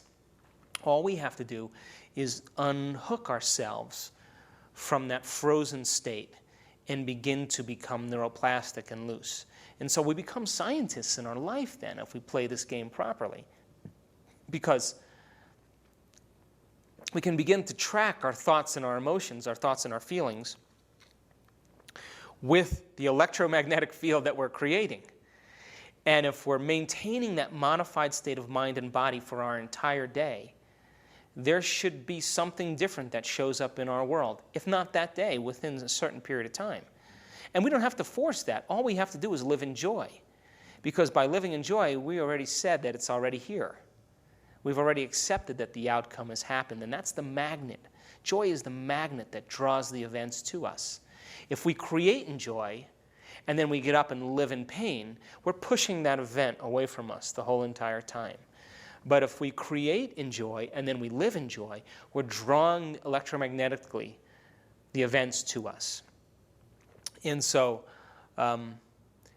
when we break through and we create transparency, which is how we appear as who we really are, and we've changed the emotional memories that we've memorized, all that energy is free energy, or raw material, to begin to create new opportunities and new experiences in our life. But it never ends. There's always more to refine.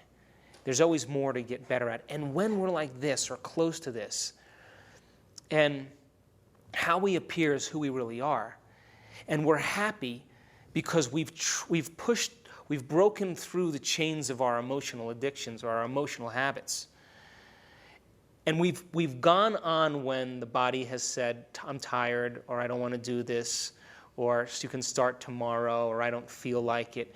And we've persisted on and we've broken through. That's when true joy and true self-love is made manifest.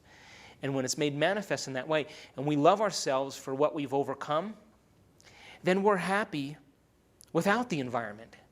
And when we're happy without the environment and we're flourishing and it's moving through us, that's when the law of attraction really works now, because we don't need the environment or things any longer to make us happy. And when we don't need them anymore, that's the moment it happens. I think there's a strong awakening that's happening, and I'm concerned, because the way the human condition usually works is that crisis usually has to be the derivative for change. There has to be breakdowns in systems before there's revolution, because we live in the culture where comfort is so important and convenience is so necessary, and corporate choices in corporate America has pretty much lulled us to sleep. So there's a lot of changes happening globally, where people are beginning to realize that maybe, just maybe, the world needs some intervention and needs some help. And I always say that the three brain systems, from thinking to doing to being, are so important for all of us. You can't focus on or pray for peace, because you can meditate in a city and meditate on peace, and the crime rates will lower during that time. But as soon as those people leave the community, the crime rates return back to normal levels. So it's not enough to just think. It's not enough to just have an intention. We have to actually demonstrate peace. We got to teach the body, right, to break the habit of war. If war is within us, or aggression is within us, why would we focus on peace and then go, you shake hands at church and say, peace be with you, and then you get in your car and you cut everybody off to get to wherever you need to go? That's the human condition. So we have to demonstrate it. We have to teach the body what the mind is intellectually understanding. We have to make choices, conscious choices, that transcend our typical mannerisms and our typical characteristics and temperaments. And so now, when we're demonstrating peace, or the emotional state of love, or the emotional state of freedom, and repeat it at will enough times that we can move into a state of being, now we've memorized an internal chemical state, and now we have, say, 1,000 or 10,000 or 100,000 or 1,000,000 people all moving through that process. Now, if they're in a state of being, they're beyond reproach. They're beyond control. No corporation is going to have them compromised, because they're in a state of being that's worked for them. No comfort, bribery of comfort is going to be of interest to them, because they've made it to a point of being. And when we're in a point of being, we've mastered it. We've mastered ourselves. And so I think humanity needs to go through the process from thinking to doing to being. And as I said in my lecture on Sunday, I don't know why, the only thing that I want material is an electric car. Well, because I have a problem with oil, and I have a problem with global warming, and I have a problem with the wars and the way things are working. But I could never stand up and fight for those things if I'm driving a gas car. But if I have solar panels and I have my electric car and it needs no gasoline at all, now I'm made choices that are consistent with my thinking.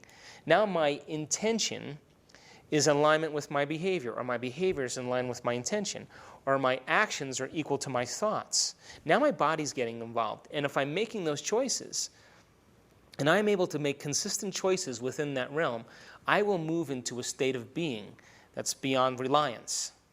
So now, if you tried to bribe the person who's done that, if you tried to manipulate them in some way, or tried to cash them out, or do something to control them, that person is in a state of being, and there's nothing that you can do that can move them from that. Imagine 3 billion people in that state of mind. What kind of world we would have? So a leader is someone who has their thoughts and their actions aligned, their mind and their body working together. A politician who has the mind saying one thing and their body doing something else. And so true leaders, whether it was Martin Luther King or William Wallace or Mother Teresa, they were leaders because they were living as if the dream was happening now. And they were uncompromising to it.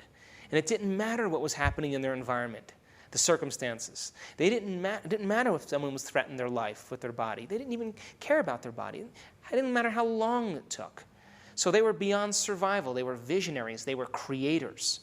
And so I think our goal is to begin to make choices that may be somewhat uncomfortable, that may be so inconvenient in the beginning, and to stay conscious because, media and television and entertainment distracts us from the immediate issues, not only on a global level, but within us as well. And as we begin to move away from the ego, being selfish, to being selfless because we've overcome the survival emotions, those negative emotions that drive us to fear and anger and hatred. Those are driven by the emotional chemicals of stress. Well, if we're able to mediate that stress response and be able to control it and reinvent a new self that's based on altruistic feelings and emotions, then the only thing we care about is contributing. Because I say, when you have everything you want in the world materially, all the wealth you want in the world, the only thing you care about now is making a difference.